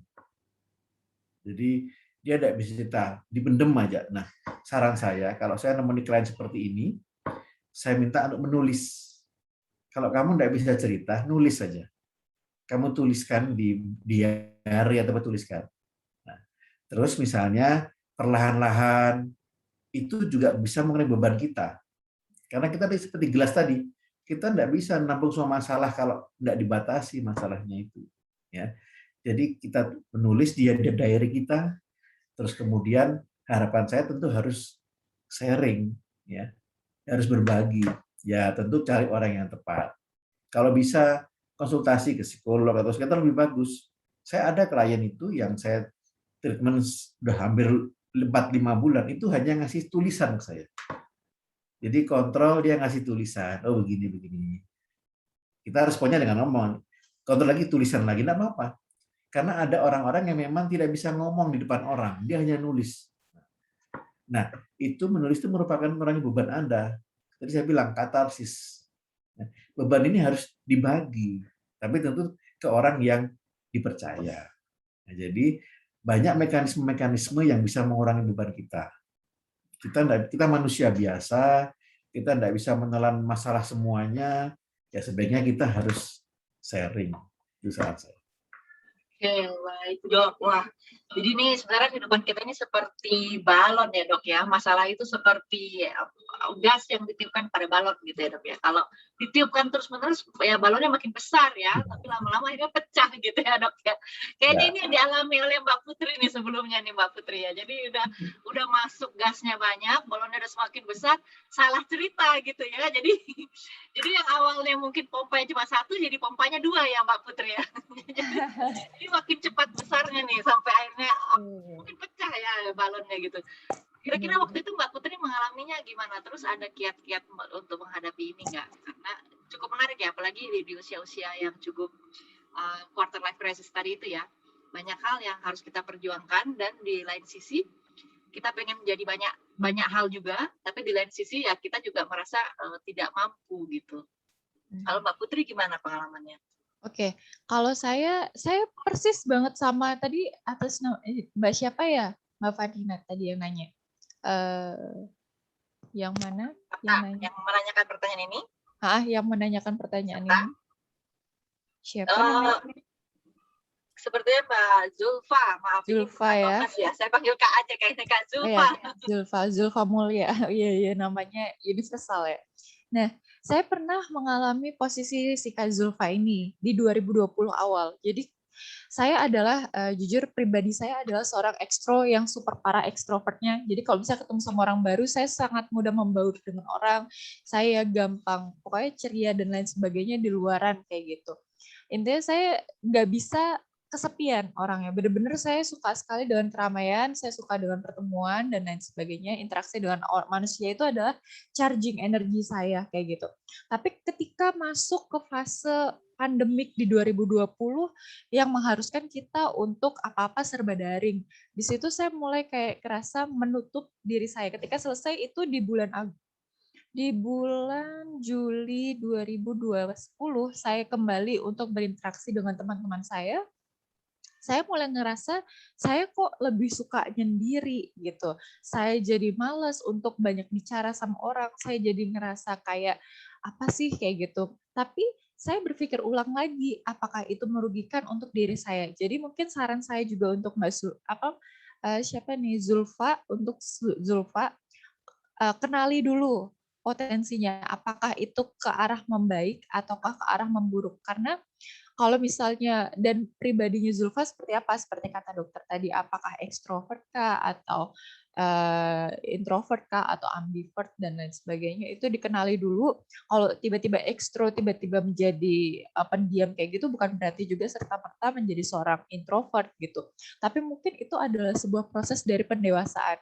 Di situ pun saya masih dibantu oleh psikolog. Waktu itu saya balik lagi karena saya krisis kepercayaan, jadi saya lebih mempercayakan cerita saya kepada ahlinya karena nggak menutup kemungkinan ya. Jadi nggak munafik juga, kita makhluk beragama, kita juga makhluk bersosial. Jadi ketika kita beragama, kita juga cerita kepada Tuhan kita, entah kalau Islam Allah, ke ya Kristen Yesus dan lain sebagainya gitu, ke Tuhan kita masing-masing. Tapi ketika kita mendapatkan masalah, kita juga pasti ada, nggak mungkin se-introvertnya orang ketika ada masalah pasti ada keinginan untuk mengeluarkan itu. Kalau introvert mungkin lebih ke arah yang bercerita sendiri, ngomong sendiri sama tembok, atau guling, atau boneka, atau kucing, kayak gitu. Bisa juga dengan kayak gitu. Tapi kalau ekstrovert pasti butuh teman, kayak gitu. Makanya disarankan ke profesional. Nah, cara saya menghadapi hal seperti itu, saya self-healing, dan itu masih berlaku sampai sekarang. Jadi saya memanfaatkan momen itu untuk saya berpikir keras bahwa oke, masalah saya banyak banget, tapi saya malah tidak ingin bersosialisasi dengan orang. Padahal permasalahan saya itu harus bersosialisasi dengan banyak orang. Di situ saya berpikiran untuk, saya mungkin merasa insecure, saya ngerasa saya tidak dicintai oleh orang lain, kayak gitu. Bisa jadi mungkin permasalahannya di situ. Mungkin permasalahan kita sama atau kebanyakan juga sama. Mungkin kita ngerasa ketika kita memiliki banyak teman, tapi kita merasa mereka nothing buat hidup kita karena mereka tidak menunjukkan gerak-gerik bahwa mereka menyayangi kita kayak gitu. Nah, kalau itu terjadi hanya 1-2 orang, mungkin itu masalah di mereka. Tapi kalau sampai itu terjadi di sekelompok orang, di circle kalian, berarti itu yang bermasalah ada diri kalian sendiri. berarti kalian kurang mencintai diri kalian sendiri hingga kalian tidak merasa secure ataupun tidak merasa bahwa kalian adalah sedang dicintai oleh orang lain. Jadi saran saya ketika kayak gitu adalah untuk belajar self love terlebih dahulu, mencintai diri dulu terlebih dahulu, baru menerima cinta dari orang lain. Kayak gitu sih tambahan dari saya, Mbak Fani. Terima kasih. Oke, menarik ya. Jadi bagaimana caranya kita bisa mencintai diri sendiri ya sebelum kita mencintai orang lain gitu. Nah, memang dalam usia-usia ya 17 sampai 29 gitu ya. Kadang kita lebih mudah mencintai orang lain dibanding mencintai diri sendiri.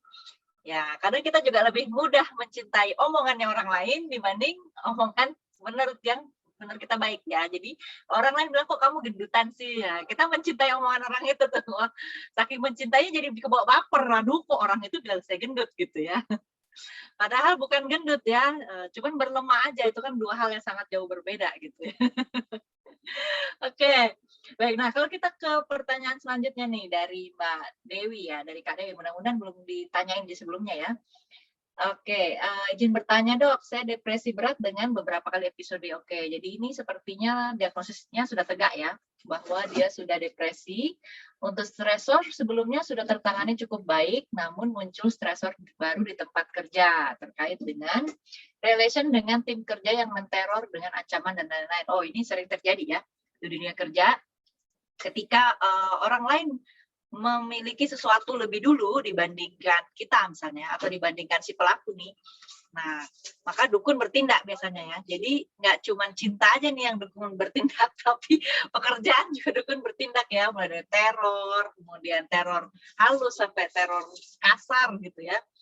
Nah, sepertinya ini membuat Mbak Dewi ini menjadi lebih sering menangis dan juga lebih tertekan gitu karena dia merasa sepertinya ini adalah episode baru dari depresi yang dialami dari Kak Dewi ini gitu.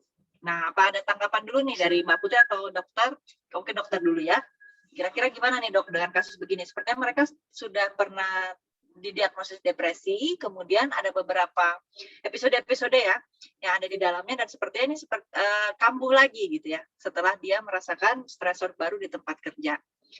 Nah, kalau seperti ini apakah memang lebih baik langsung saya konsultasi nih dok ke profesional atau ada hal-hal tertentu yang bisa dia lakukan nih untuk mengurangi episode-episode ini dok?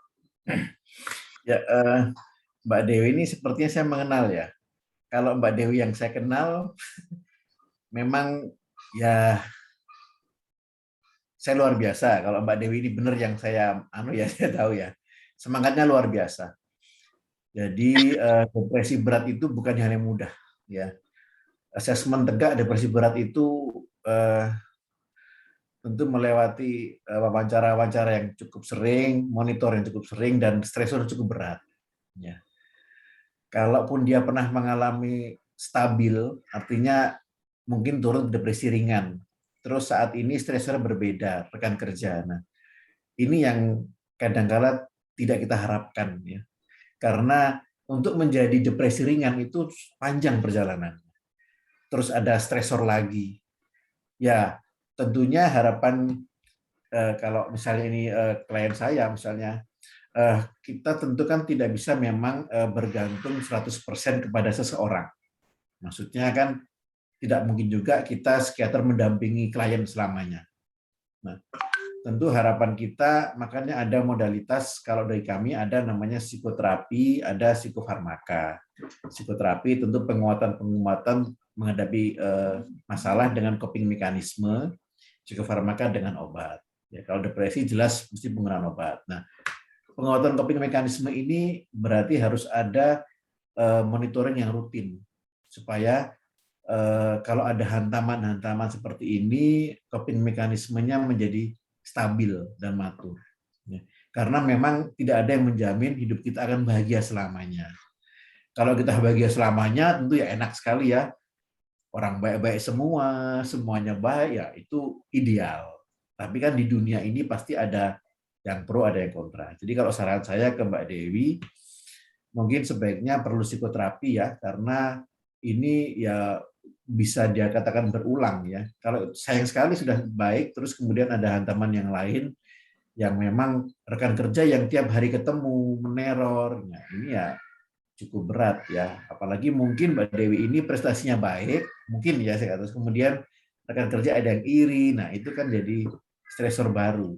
Nah kalau saran saya sepertinya butuh psikoterapi lanjutan, diteruskan aja pengobatan psikoterapinya, mungkin butuh relaksasi dan sebagainya supaya coping mekanisme menjadi matur.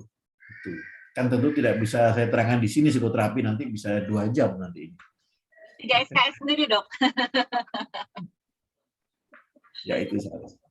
Baik, Dok, terima kasih. Jadi memang kalau kita lihat ya, ketika orang terlalu banyak mendapat hantaman ini ya, Dok ya, sebenarnya kalau dalam dari sisi psikologi juga memang ada yang namanya desensitisasi ya. Jadi bagaimana kita awalnya sensitif karena sering terhantam nih menjadi tidak sensitif lagi gitu. Atau istilah populernya itu terbiasa sakit hati gitu ya, Dok ya. Jadi akhirnya sakit hatinya sudah tidak terasa lagi. Ya, sudah biasa, naik tingkat gitu. Jadi mungkin orang terlalu sering diejek misalnya ya, naik tingkat lah gitu. Ejekan itu sudah tidak berarti lagi baginya dia. Gitu. Sudah mati rasa ya Mbak ya? Sudah mati rasa, betul. Ya, jadi kalau istilah ilmiahnya lebih ke desensitisasi ya. Jadi sebenarnya mungkin juga salah satu terapi ya, Dok ya, salah satu teknik terapi yang bisa digunakan. Tapi saya rasa memang tergantung lagi kepada orangnya masing-masing. Karena tidak semua bisa ikut terapi ini gitu ya. Sama juga kalau misalnya sudah sangat sakit hati, kemudian malah ditambah-tambah, berarti malah bukan berulang lagi ya, dokter, semakin parah ya. Bukan relapse lagi, bukan berulang lagi, episodenya malah semakin parah gitu. Nah, dari tadi kita kayaknya terlalu banyak ngomongin soal sedih, cemas, depresi gitu ya. Kayaknya hal-hal yang terlalu gelap gitu ya, dokter dan juga Mbak Putri.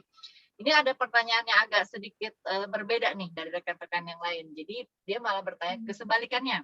Kalau misalnya orang menangis, orang terlihat sedih, itu kan kita tahu ya dia ada masalah. Nah, bagaimana nih Dok dari Asus ya? Kalau seseorang itu selalu ceria, selalu tertawa, nggak pernah merasa cemas, kayaknya baik-baik aja gitu ya. Sebenarnya dunia ini full of flower gitu ya, dunia berbunga-bunga gitu. Apa benar dia tidak mungkin merasakan depresi nih? Kita coba tanya Mbak Putri dulu deh. Menurut Mbak Putri gimana nih Mbak? Kalau orang terlalu banyak senyum, terlalu banyak tertawa, apa dia itu sangat bahagia atau jangan-jangan agak gila gitu? Jadi ketawa-ketawa sendiri gitu ya. Jangan sama ya Dok ya. Oke, saya tanggapi ini ya. Jadi menurut saya sendiri itu adalah proses dari kedewasaan seseorang ketika mereka memilih untuk memakai topeng di luaran sana. Karena balik lagi ya, kayak saya sendiri sebenarnya di luaran sana, saya tidak pernah, apalagi di sosial media, menunjukkan kesedihan saya di sosial media. Saya nggak pernah menangis, saya tidak pernah terlihat bersedih ketika saya, walaupun saya punya banyak masalah, justru saya semakin banyak berbicara, semakin banyak bercanda, semakin banyak tertawa ketika saya diterpa oleh banyak masalah. Itu cara saya untuk menutupi masalah-masalah saya. Jadi jangan salah paham sama orang yang terlihat ceria di luar sana, karena bisa jadi sebenarnya dia adalah orang yang paling banyak menangis gitu. Apalagi kalau misalnya ketika suatu waktu mungkin mbaknya atau masnya itu kakaknya menemukan temannya tiba-tiba lebih ceria daripada hari biasanya, itu perlu ditanyain. Tanya aja, kamu kenapa? Mungkin dia emang lagi benar-benar lagi banyak masalah dalam hidupnya. Gitu Mbak Fani. Mungkin dari segi medisnya bisa dokter yang nambahin ya. Jadi kalau apa nih Dok bedanya orang yang sangat ceria ya, sangat banyak ketawa, banyak senyum-senyum gitu nih Dok. Ini kayaknya beda-beda tipis dan kalau kita ke rumah sakit jiwa ya, suka senyum-senyum sendiri juga tuh di sana Dok. Apakah benar nih orang yang terlihat bahagia ya, kayaknya memang nggak ada masalah, atau ya seperti Mbak Putri bilang, dia menyembunyikan masalah itu, malah nanti bisa meledak lagi kayak balon tadi ya, langsung meledak gitu. Gimana nih Dok? Ya, yang pertama tentu don't judge the book from this cover. Ya, kita tidak bisa menjudge seorang dari luarnya. Ya. Tapi saya juga tidak berani to early interpretation. Tidak bisa kita, oh ini senang, oh tapi dia ada sedih. Tidak bisa. Karena psikiatri ini bukan dukun. Kita bukan ahli nujum. Yang kita lihat muka, oh gini-gini, bukan. Kita bukan main kartu tarot. Jadi kita tahu setelah wawancara. Jadi kita kalau medis tentu bertolak pada evidence based medicine. Tadi tetap temuan bukti ilmiah. Jadi dengan wawancara baru kita bisa menilai. Kalau tadi dikata apakah orang itu menyimpan, ya saya tidak berani diagnosa karena belum wawancara. Jadi jangan menilai di luarnya. Jadi saya tidak bisa menjudge orang ini A dan B sebelum kita wawancara klien. Oke, baik dok. Jadi nanti kalau misalnya punya teman ya yang suka ketawa-ketawa sendiri nih ya, langsung aja arahkan langsung ke dokter Danang nih untuk benar-benar didiagnosis ya dok ya. Ini beneran ketawa karena bahagia atau ini ada dari jarumnya agak miring gitu. Berarti dua-duanya harus dibawa ke dokter Danang semua ya Mbak ya, mau dia ketawa beneran atau ketawa pura-pura ya Mbak Fani ya. Nah, bener itu. Nah, tapi memang ada namanya kalau dari psikologi dok ya, mungkin saya tambahkan juga sedikit. Kalau dari kita memang ada namanya psikologi reversal ya. Jadi kadang-kadang segala sesuatu yang berlebihan itu justru dia sebenarnya mengungkapkan hal yang sebaliknya. Tertawa berlebihan misalnya ya, sebenarnya mungkin dia itu menyembunyikan kesedihan yang tidak tampak gitu. Nah, tapi benar kata dokter bahwa kita dalam ilmu baik psikiatri, psikologi maupun dari ilmu lain ya, kita tidak mungkin komunikasi ya. Oke, baik Mbak Putri. Promosi ya. Oke, nah kita tidak bisa langsung tegak diagnosis, langsung judgement gitu ya. Jadi memang kalau rekan-rekan bertemu dengan orang yang judgement, ini soalnya kaitan juga nih dok dengan Mbak Putri ya, dengan pertanyaan mudah-mudahan ini belum ditanya ya ketika saya tadi sempat keluar ya. Jadi ada pertanyaan dari Mbak Aulia bahwa gimana menyikapi ketika ini sih sama nih, dia ingin berada di kondisi yang sendiri di dalam kamar, bahkan gelap-gelap. Wah ini kalau gelap-gelap enaknya berdua ya dok ya, bukan sendiri gitu. Ini sendiri gelap-gelap bingung nih ngapain. Aduh gitu saya ya. nggak paham, Iya mungkin lampunya jelek gitu ya Mbak ya, jadi belum beli token listrik nih dia sendiri. Gelap-gelap gitu ya, enak tuh berdua gitu. Jadi ada teman ngobrol ya, ketiganya kan setan gitu ya.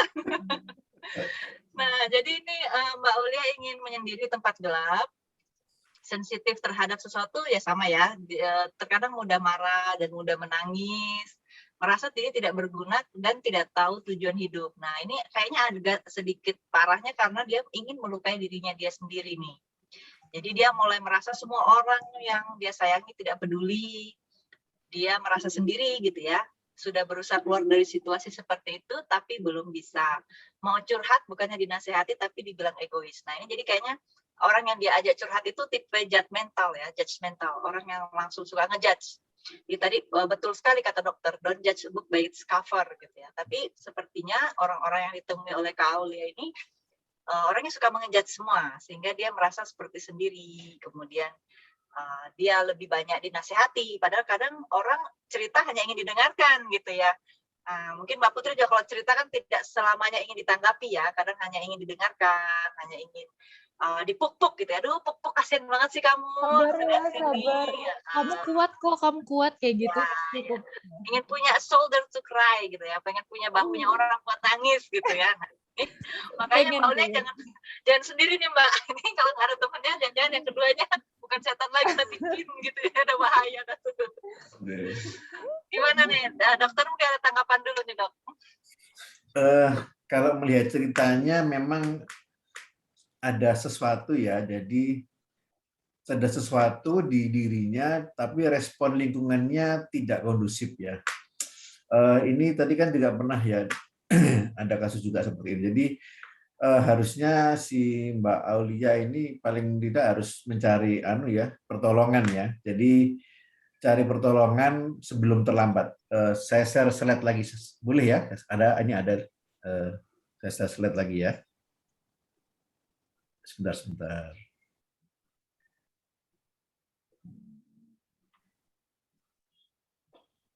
Belum nampak ya? Belum dok. Bentar. Ini karena pertanyaan tentang gelap-gelapan lampu ini kayaknya jadi nggak nampak ini dok. Menarik gitu ya, menarik. Menarik gitu. Ya, jadi ini ada beberapa clue yang mungkin bisa dipakai kapan membutuhkan pertolongan. Ya. Jadi ketidakmampuan menangani tekanan dan masalah sehari-hari, perubahan bermakna pada performa kerja atau prestasi sekolah, perubahan perilaku, ya, menarik diri, tertekan, depresi, sering marah, menyerang, dan tadi kan sudah ada impulsif ya, melukai diri sendiri ya, impulsivitas ya. Terus temper tantrum, perubahan pola makan, tidur, keluhan fisik, kecemasan, dan sebagainya. Jadi sepertinya membutuhkan pertolongan. Nah, harusnya support sistem sekelilingnya, keluarga itu mendukung, bukan malah menjudge tadi, dianggap tadi yang mungkin lemah iman, lebay, sebagainya. Nah, karena mereka belum mengalami hal seperti ini. Jadi kalau saran saya mungkin Mbak Aulia waktunya untuk mencari pertolongan, jangan malah berdiam diri. Semakin lama nanti semakin kronis. Takutnya kalau sudah ada ide-ide untuk menyakiti diri sendiri, self-harm, nanti ide suicide yang muncul, ide bunuh diri. Nah, itu kan malah membuat jadi kehidupannya tidak bermakna, sayang sekali. Jadi menurut saya kasus tadi sebaiknya konsultasi ya. Kalau sudah support sistemnya tidak membantu ya harus berusaha mencari pertolongan yang baik, yang positif. Ya, semoga mereka sadar support sistemnya nih. Ini penyakit, bukan lebay, bukan begini. Kadang kan begitu ya. Oh, lebay gini-gini. Nah, ini yang kadang saya miris juga karena mereka tidak merasakan gitu. Kalau merasakan tentu kan berbeda. Ya, ini memang yang di masyarakat kita menganggap masih lebay gini-gini. Kalau saya itu sebaiknya mencari pertolongan.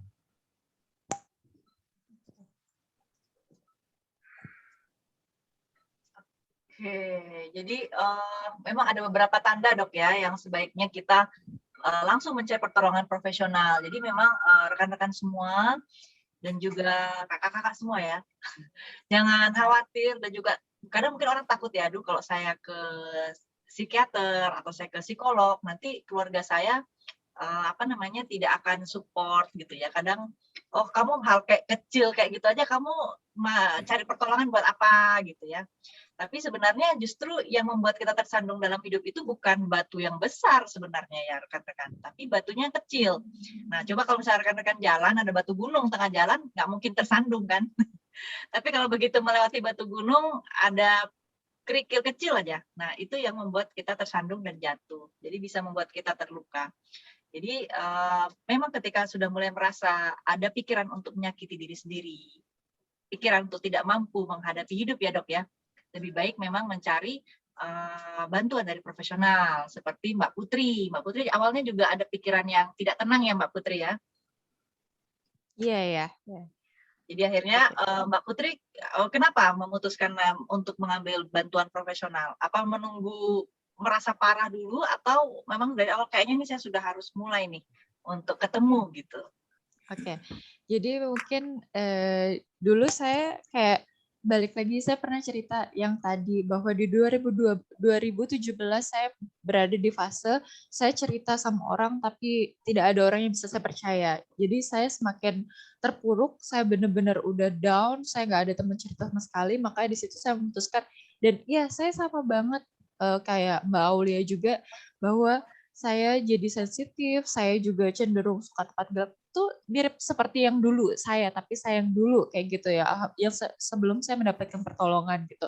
Saya juga ingin kayak ada hasutan untuk menyakiti diri saya sendiri kayak gitu, untuk kayak lebih nyaman aja dengan misalnya sekedar cutting ataupun apa percobaan dan lain sebagainya, kayak lebih nyaman kayak gitu berada di posisi seperti itu Mbak Fani. Jadi makanya di situ saya langsung kayak ini benar-benar saya kayaknya self love-nya kurang nih, saya udah yang belum bisa mencintai diri saya sendiri, makanya saya mencoba mencintai diri saya dengan mencari pertolongan kepada profesional kayak gitu. Oke, jadi jangan khawatir ya rekan-rekan sekalian, jangan merasa ini kayak terlalu kecil untuk minta bantuan profesional tuh, jangan merasa kayaknya cuman masalah kayak gini doang kok harus ke dokter Danang misalnya gitu ya. Tapi tambahan Mbak Fan, Mbak Fan, dikit. Nah, tapi kalau misalnya teman-teman ngerasa emang cuma butuh teman cerita aja atau kayak gimana, habis dari sini jangan lupa nih promosi sedikit ya untuk follow Siapa Kamu ID. Nanti teman-teman bisa kok untuk cerita-cerita sama kita, berbagi cerita. Nanti kita juga akan arahkan kalau misalnya sudah emang lebih parah, benar-benar butuh pertolongan profesional, kita akan mengarahkan teman-teman ke psikiater ataupun psikolog terdekatnya teman-teman, seperti itu. Ya, oke. Jadi didengarkan tuh ya, bisa langsung ke Siapa Kamu ya. Siapa Kamu ID. Siapa Kamu.id ya. Oke. Enggak ada dotnya, Mbak. ID. Oh, enggak, Siapa Kamu ID. Oke, bisa langsung Iya. di Tikidot abis ini untuk tahu ya, siapa tahu ada yang bisa dimodusin juga kan di sana. Kayaknya ini masih banyak jomblo-jomblo juga ya. Nah, sekalian dimodusin bisa tuh di situ ya. Iya. Bisa. Kalau sama dokter jangan dimodusin, modus jadi anak aja nih ya dokter ya. Saya jomblo juga nih. Saya jomblo nih. Oh iya. Saya daftar jadi anak, Dok. Kalau dokter kayak dokter jadi anak enak nih dok. Oke, nah ini sepertinya ada pertanyaan terakhir ya. Tapi kalau misalnya rekan-rekan ada yang belum ditanyakan, nanti boleh coba di chat lagi ya. Sepertinya coba saya ada yang bertanya, Afwan dok, ingin izin bertanya dari Mas Muhammad Ilham, apa penyebab utama seseorang itu mengalami trauma? Oh oke. Ini berat kayaknya nih dok ya. Ini setelah kita membahas depresi sekarang masuk ke trauma gitu. Nah ini sebelum dikomentari nih dok, mungkin saya juga mau mengingatkan sekali lagi, karena orang Indonesia sangat senang dengan hal-hal yang fantastis ya, bombastis dan juga berlebih-lebihan. Kadang kita kayak aduh ngelihat sesuatu jijik dikit, trauma saya gitu ya. Aduh ngelihat pete misalnya, aduh trauma sama bau pete gitu. Ngelihat orang ganteng, aduh trauma sama orang ganteng gitu. Kenapa? Karena pacarnya jelek terus misalnya gitu. Itu kayaknya beda orientasi ya dok ya. Nah, ini apa nih dok penyebab utama seseorang mengalami trauma, dan mungkin boleh dibantu luruskan juga dok agar orang tidak salah kaprah nih dengan istilah trauma, karena kayaknya kita nih suka sekali ya menggunakan istilah-istilah yang sebenarnya tuh kayak ada klinis berat gitu ya dok ya, tapi sebenarnya dia tidak mengalami itu gitu. Gimana nih dok? Mbak Fani lucu ya Mbak Fani ini. Ya sesuai nama dok. Banget ya, terima kasih. Jadi trauma pasti peristiwa yang tidak menyenangkan, yaitu divisi yang paling mudah ya, tidak menyenangkan. Kenapa bisa terjadi? Nah, kembali lagi kita ke coping kita. Jadi semua peristiwa itu harusnya dibuat menyenangkan. Mau susah, senang, sedih, harusnya dibuat menyenangkan. Jadi kembali ke diri kita. Nah, kapan trauma terjadi? Tentu itu bila trauma itu berlangsung terus-menerus, konsisten dan persisten, sehingga membuat akhirnya mental kita merasa down. Ya. Jadi kalau saya bilang trauma itu peristiwa tidak menyenangkan, itu kan bukan diagnosis, itu hanya kondisi. Beda dengan ansietas, kecemasan, dan depresi. Nah, tapi awalnya memang bisa dihadapi trauma. Nah, kalau trauma itu berjalan terus-menerus secara konsisten, persisten, lama-lama strength mental kita akan down. Ya, akhirnya menimbulkan kecemasan dan lanjut depresi. Jadi kembali ke coping mekanisme kita, bagaimana menghadapi peristiwa itu. Kalau kita menghadapi peristiwa itu dari sisi positif kita melihat, saya yakin tidak pernah kena trauma ataupun kena pun minimal. Ya. Karena dengan trauma itu kadang kita belajar, kita naik level namanya. Kalau sesuatu tidak pernah kena benturan, itu akan mudah jatuh. Tapi kalau dia kena benturan, namanya eustress ya, stres yang positif, itu akan semakin tough, semakin tangguh. Ya, jadi menurut saya trauma bukan berarti harus dihindari, asal minimal ya jalani aja. Yang penting kita punya mekanisme yang baik untuk melewatinya. Itu, Pak Wan. Oke, jadi sebenarnya bukan traumanya dihindari, tapi menjadi traumatisnya ya dok ya, yang harusnya dihindari gitu ya, karena trauma itu sendiri bisa menjadi stres yang positif gitu, tetapi pengalaman traumatis yang mungkin bisa lebih ke arah orang jadi stres ya dok ya, atau mungkin tadi mengarah ke depresi gitu. Nah ini sebelum Mbak Putri komentari ya, saya mau baca satu lagi nih kaitannya dengan yang tadi depresi dan menyakiti diri ya. dari Kak Leonard, apakah rasa ingin menyakiti diri sendiri termasuk gejala depresi, dan apakah depresi itu termasuk gangguan mental? Oke, tadi sudah dokter jelaskan sebenarnya ya mengenai menyakiti diri sendiri dan kaitannya dengan depresi gitu. Cuman mungkin bisa untuk pertanyaan lanjutannya nih dok, apakah depresi itu termasuk dalam gangguan mental gitu? Ya, jadi secara garis besar ya ada 2 golongan mayor pada psikiatri, yaitu ODGJ, orang dengan gangguan mental, dan ODMK, orang dengan masalah kejiwaan. Ya, jadi ODGJ dan ODMK. Ya, ODGJ jelas itu skizofrenia, terus paham menetap, itu jelas pengobatannya jangka panjang karena gangguannya di otak. Ada pelebaran namanya ventricle 3 yang terus menerus cairannya keluar. Kalau tidak dikasih obat, dia akan membanjiri kanal-kanal dan menyebabkan halusinasi sebagainya. ODGJ. ODMK ini orang dengan masalah kejiwaan. Ini yang ranah cemas, depresi, insomnia dan sebagainya. Nah, ODMK tentu prognosa lebih baik pada ODGJ karena ODGJ jelas jangka panjang dan ya mungkin bisa kita bilang ya agak ya selamanya ya ODGJ. Kalau ODMK selama dia ditangani stabil, diagnosa tepat, pengobatannya tepat, terus ada treatment psikoterapi yang tepat, kita melatih klien kita untuk membuat coping mekanisme yang matur, nah nantinya dia akan bisa pulih, stabil. Nah, biasanya kalau saya di sini kadang juga kolaborasi dengan psikolog Mbak Fani ya. Jadi Mbak Fani ya. Jadi setelah stabil, tentu kan kita tidak bisa, kalau kita harus pasien semua kan juga tidak mungkin. Jadi setelah stabil saya refer ke psikolog untuk terapi perilaku, terapi CBT sebagainya. Ya, jadi memang kita kadang kolaborasi. Ya.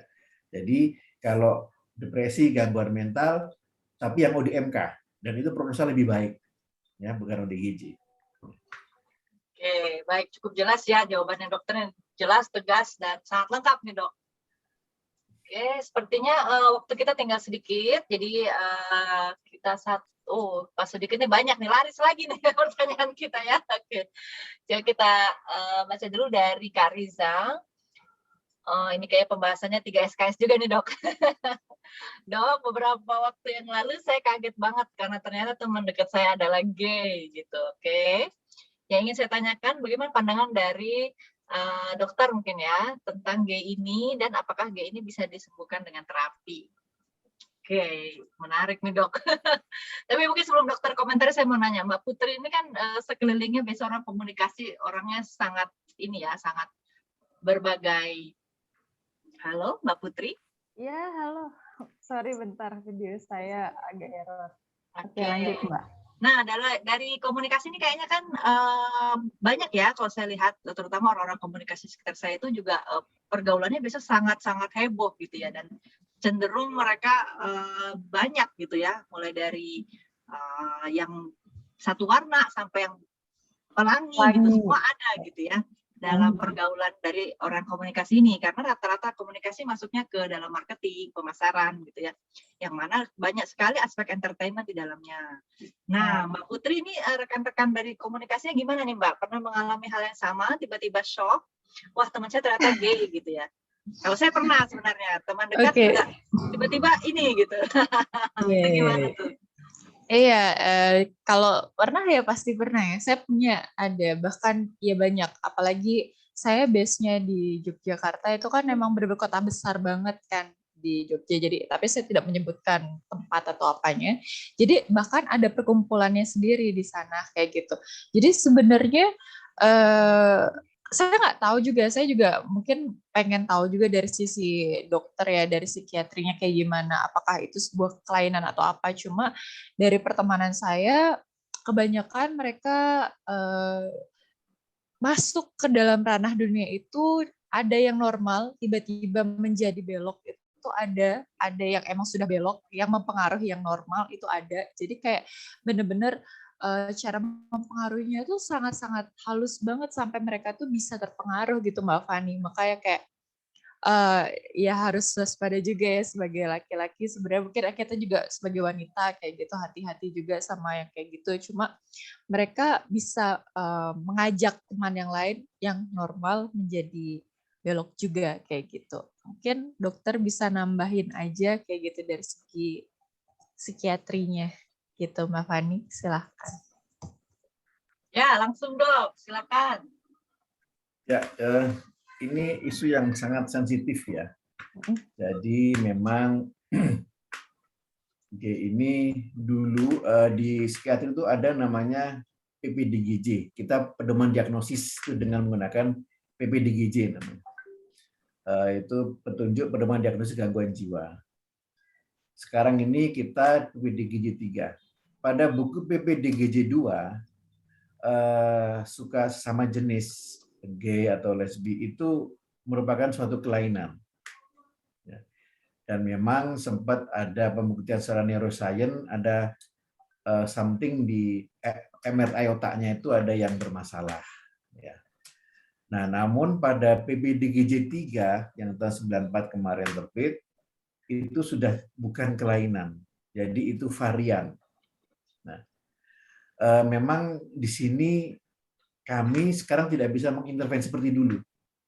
Pada PPDGJ 2 dulu kami bisa mengintervensi, melakukan psikoterapi, melakukan pendampingan, bahkan dulu ada pengobatan, ada obatnya, ya, dengan treatment khusus. Ya. Kebanyakan memang awalnya ini seperti kalau saya bilang seperti kasus adiksi. Awalnya pasti coba-coba, coba dulu, misalnya masuk komunitas. Nanti setelah itu situasional, misalnya di acara-acara party ulang tahun, ya. Terus rekreasional, di acara-acara pergi kemana, mungkin pergi ke Senggigi atau Sembalun, misalnya bareng-bareng cowok-cowok berapa. Terus sampai rutin, sampai akhirnya adiksi, jadi sudah tidak bisa lepas. Nah, jadi kalau sekarang ini anjuran dari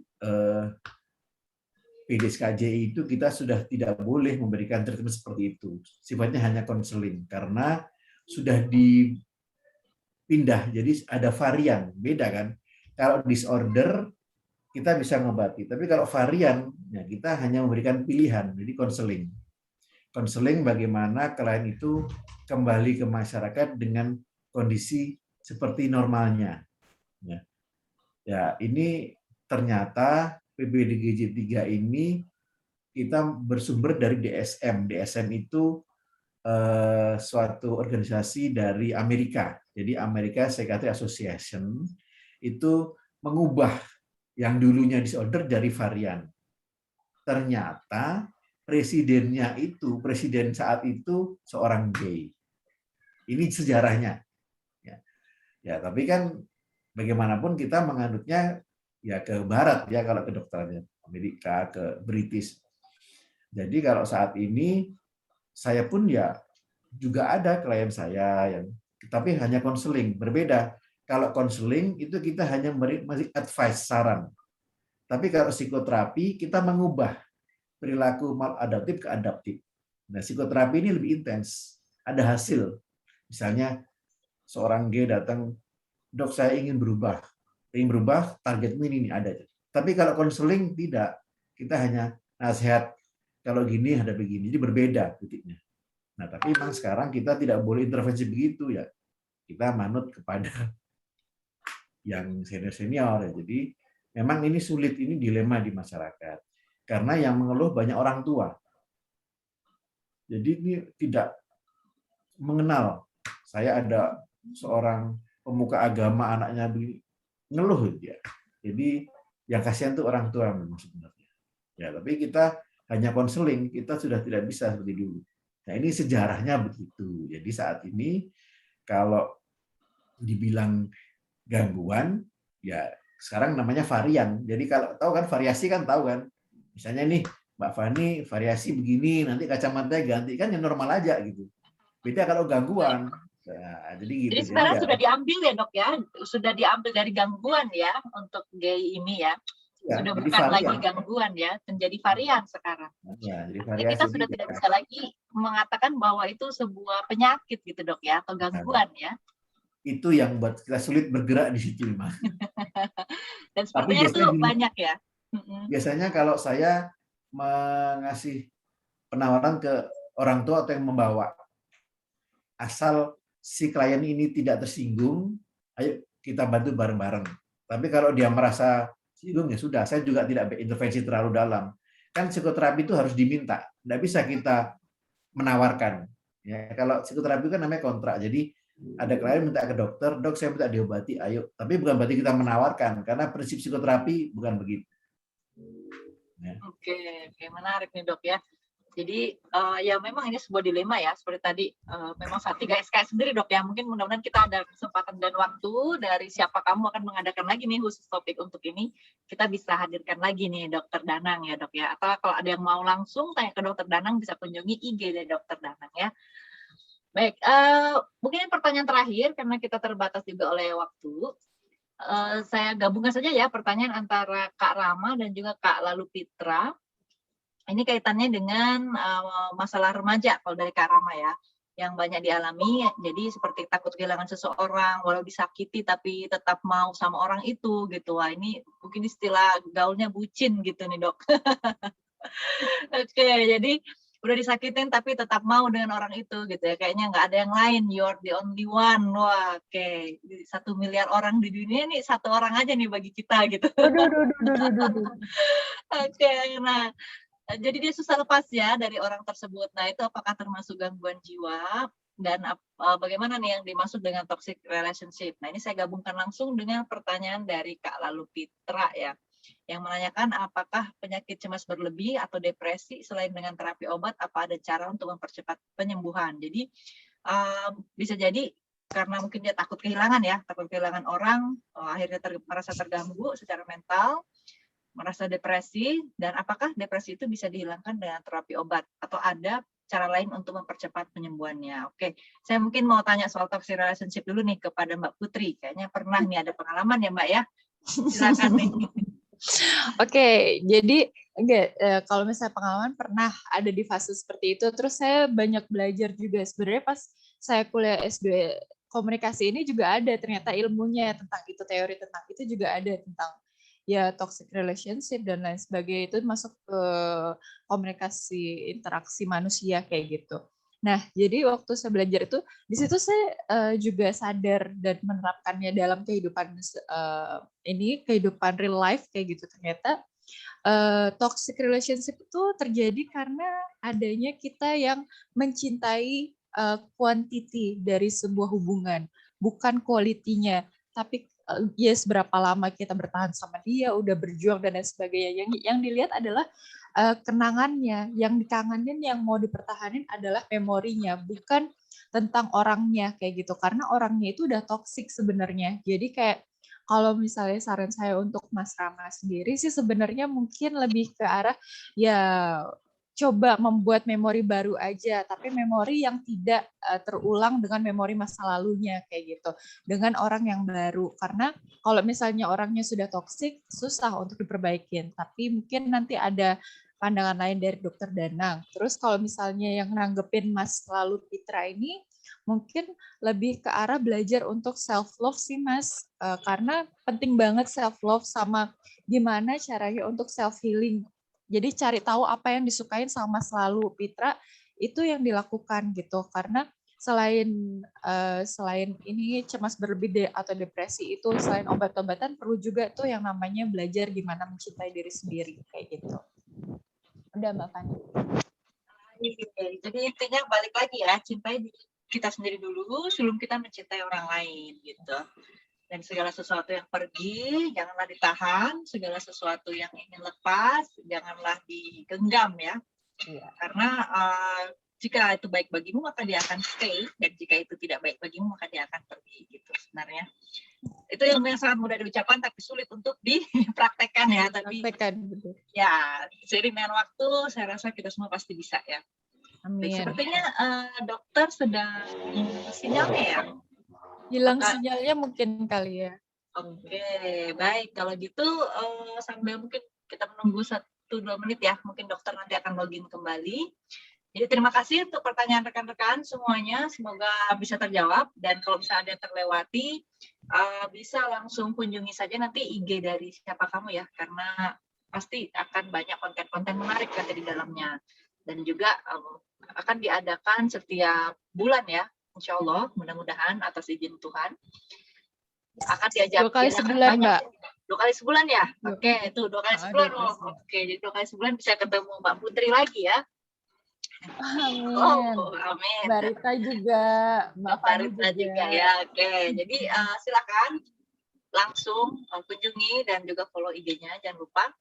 Nah, nanti kalau masih banyak pertanyaan yang masih mengganjal atau masih bingung, silakan untuk ditanyakan langsung aja. Atau misalnya rekan-rekan punya, saya ingin nih ada konten lain gitu. Misalnya selain dari quarter life crisis, rekan-rekan ingin bertanya tentang apa sih, bagaimana cara mencari makna hidup gitu ya. Jadi atau mau mencari work life balance yang kayak gimana? Atau meaningful life itu seperti apa gitu ya. Atau inner peace itu gimana sih? Nah, itu silakan aja diberi masukan kepada tim dari Siapa Kamu gitu. Siap. Oke, dokter belum masuk ya? Iya, Mbak Fani aja nanggepin dari segi psikolognya nggak apa-apa, Mbak. Oke, Mungkin HP Dokter Danang mati soalnya. belum ya? Oke. Begitu saya coba tanggapi ya. Kalau memang dari segi psikiater dan psikolog itu berbeda ya. Kalau psikiater pendekatannya memang medis dan psikoterapi dalam pemberian obat. Sedangkan dari psikolog itu pendekatannya lebih ke arah terapi perilaku gitu. Jadi bagaimana rekan-rekan nanti lebih banyak ke bagaimana sih kita menerapkan perubahan perilaku yang dialami oleh rekan-rekan sekalian. Nah, kalau misalnya seperti tadi itu ya, banyak masalah remaja, takut kehilangan, susah lepas dari orang yang disukai, dan itu sudah menjadi toksik, itu tadi. Sebenarnya jangan dihalangi orang yang mau pergi, karena kalau memang dia untuk kalian, dia pasti kembali suatu saat. Gitu. Kembali dalam kondisi yang lebih baik. Jadi kalau dia sudah mau pergi, lepaskan. Kalau sudah tidak mau stay, ya sudah, silahkan. Jangan menyakiti diri sendiri, gitu ya. Nah, kemudian apakah ada terapi depresi selain dengan obat? Ya, ada. Terapi perilaku, balik lagi ya, bisa. Nah, bisa ke psikiater untuk tadi psikoterapinya. Jadi selain mengkonsumsi obat, kita juga menggunakan terapi perilaku. Nah, atau bisa mengunjungi nanti dari psikolog, gitu, psikolog klinis ya. Jadi apa nih yang harus dilakukan? Memang terkadang orang akan lebih, saya sepertinya lebih cocok menggunakan terapi di luar obat. Saya sepertinya lebih cocok menggunakan obat. Nah, itu kembali ke diri rekan-rekan sendiri. Mana yang lebih sesuai dengan kalian. Karena setiap orang tuh unik ya. Nggak ada yang sama. Satu pun dari kita tidak ada yang sama. Jadi mana yang kalian terasa lebih enak, ikuti saja. Gitu. Oke, kalau gitu terima kasih sekali lagi atas pertanyaan-pertanyaannya. Mudah-mudahan bisa mencukupi ya apa yang kalian harapkan. Tadi sempat ditanya ya, apa sih yang saya harapkan dari materi pada malam hari ini gitu, dan mudah-mudahan saja semua bisa terjawab gitu. Kalau gitu saya kembalikan lagi kepada host ya, Mbak Rita. Silakan, Mbak. Ya, terima kasih Mbak Fani sudah memandu acara ini sampai selesai. Dan sebenarnya perbincangan ini nih sangat menarik sekali ya teman-teman ya. Karena kalau kita mikirin waktu itu sebenarnya nggak cukup. Bisa-bisa kita bakal sampai subuh nih. Kan nggak mungkin teman-teman masa begadang lagi disuruh sama dokter. Tadi kan tidur kan. Tidur dengan cukup, masa begadang. Jadi jangan-jangan teman-teman ini lagi ngidap gangguan lagi gara-gara nonton Siapa Kamu.id ini. Oke teman-teman, saya ucapkan terima kasih nih kepada pembicara kita yang luar biasa banget nih, yaitu Dokter Danang dan juga Mbak Putri atas pemaparannya. Semoga pemaparannya ini bisa bermanfaat bagi kita semuanya. Dan tidak lupa juga saya ucapkan terima kasih kepada Mbak Fani yang sudah memandu acara ini sampai selesai. Wah, heboh banget dan bikin seger malam hari ini. Padahal tadi tuh jujur aja ngantuk karena udah kerja seharian. Jadi sekarang karena ada Mbak Fani dan teman-teman semua di sini jadi seger lagi. Padahal udah jam 10 kalau di Lombok ya. Dan terima kasih Mbak Rita. Iya Mbak Fani. Dan terima kasih juga nih buat teman-teman yang sudah join dan aktif bertanya. Terima kasih banyak atas perhatiannya dan saya harap teman-teman bisa langsung follow ya IG-nya Siapa Kamu ID. Jangan lupa juga follow Dr. Danang di @danan_kadiwibawa dan juga Mbak Putri di @putri_nuridav. Oke teman-teman, tapi sebelumnya nih sebelum kita tutup ya, yuk kita foto bareng. Nanti dipandu oleh Mas Hadinya. Oke Mas Hadi, di mana Mas Hadi ini berada? Yuk pandu teman-teman untuk foto bareng. Oke, baik. Terima kasih Mbak Rita. Jadi buat teman-teman peserta semua, mohon untuk kita on cam-nya. Kita akan mulai foto bareng karena kita ada banyak orang, sekitar 50 orang, akan ada 3 kali sesi foto ya.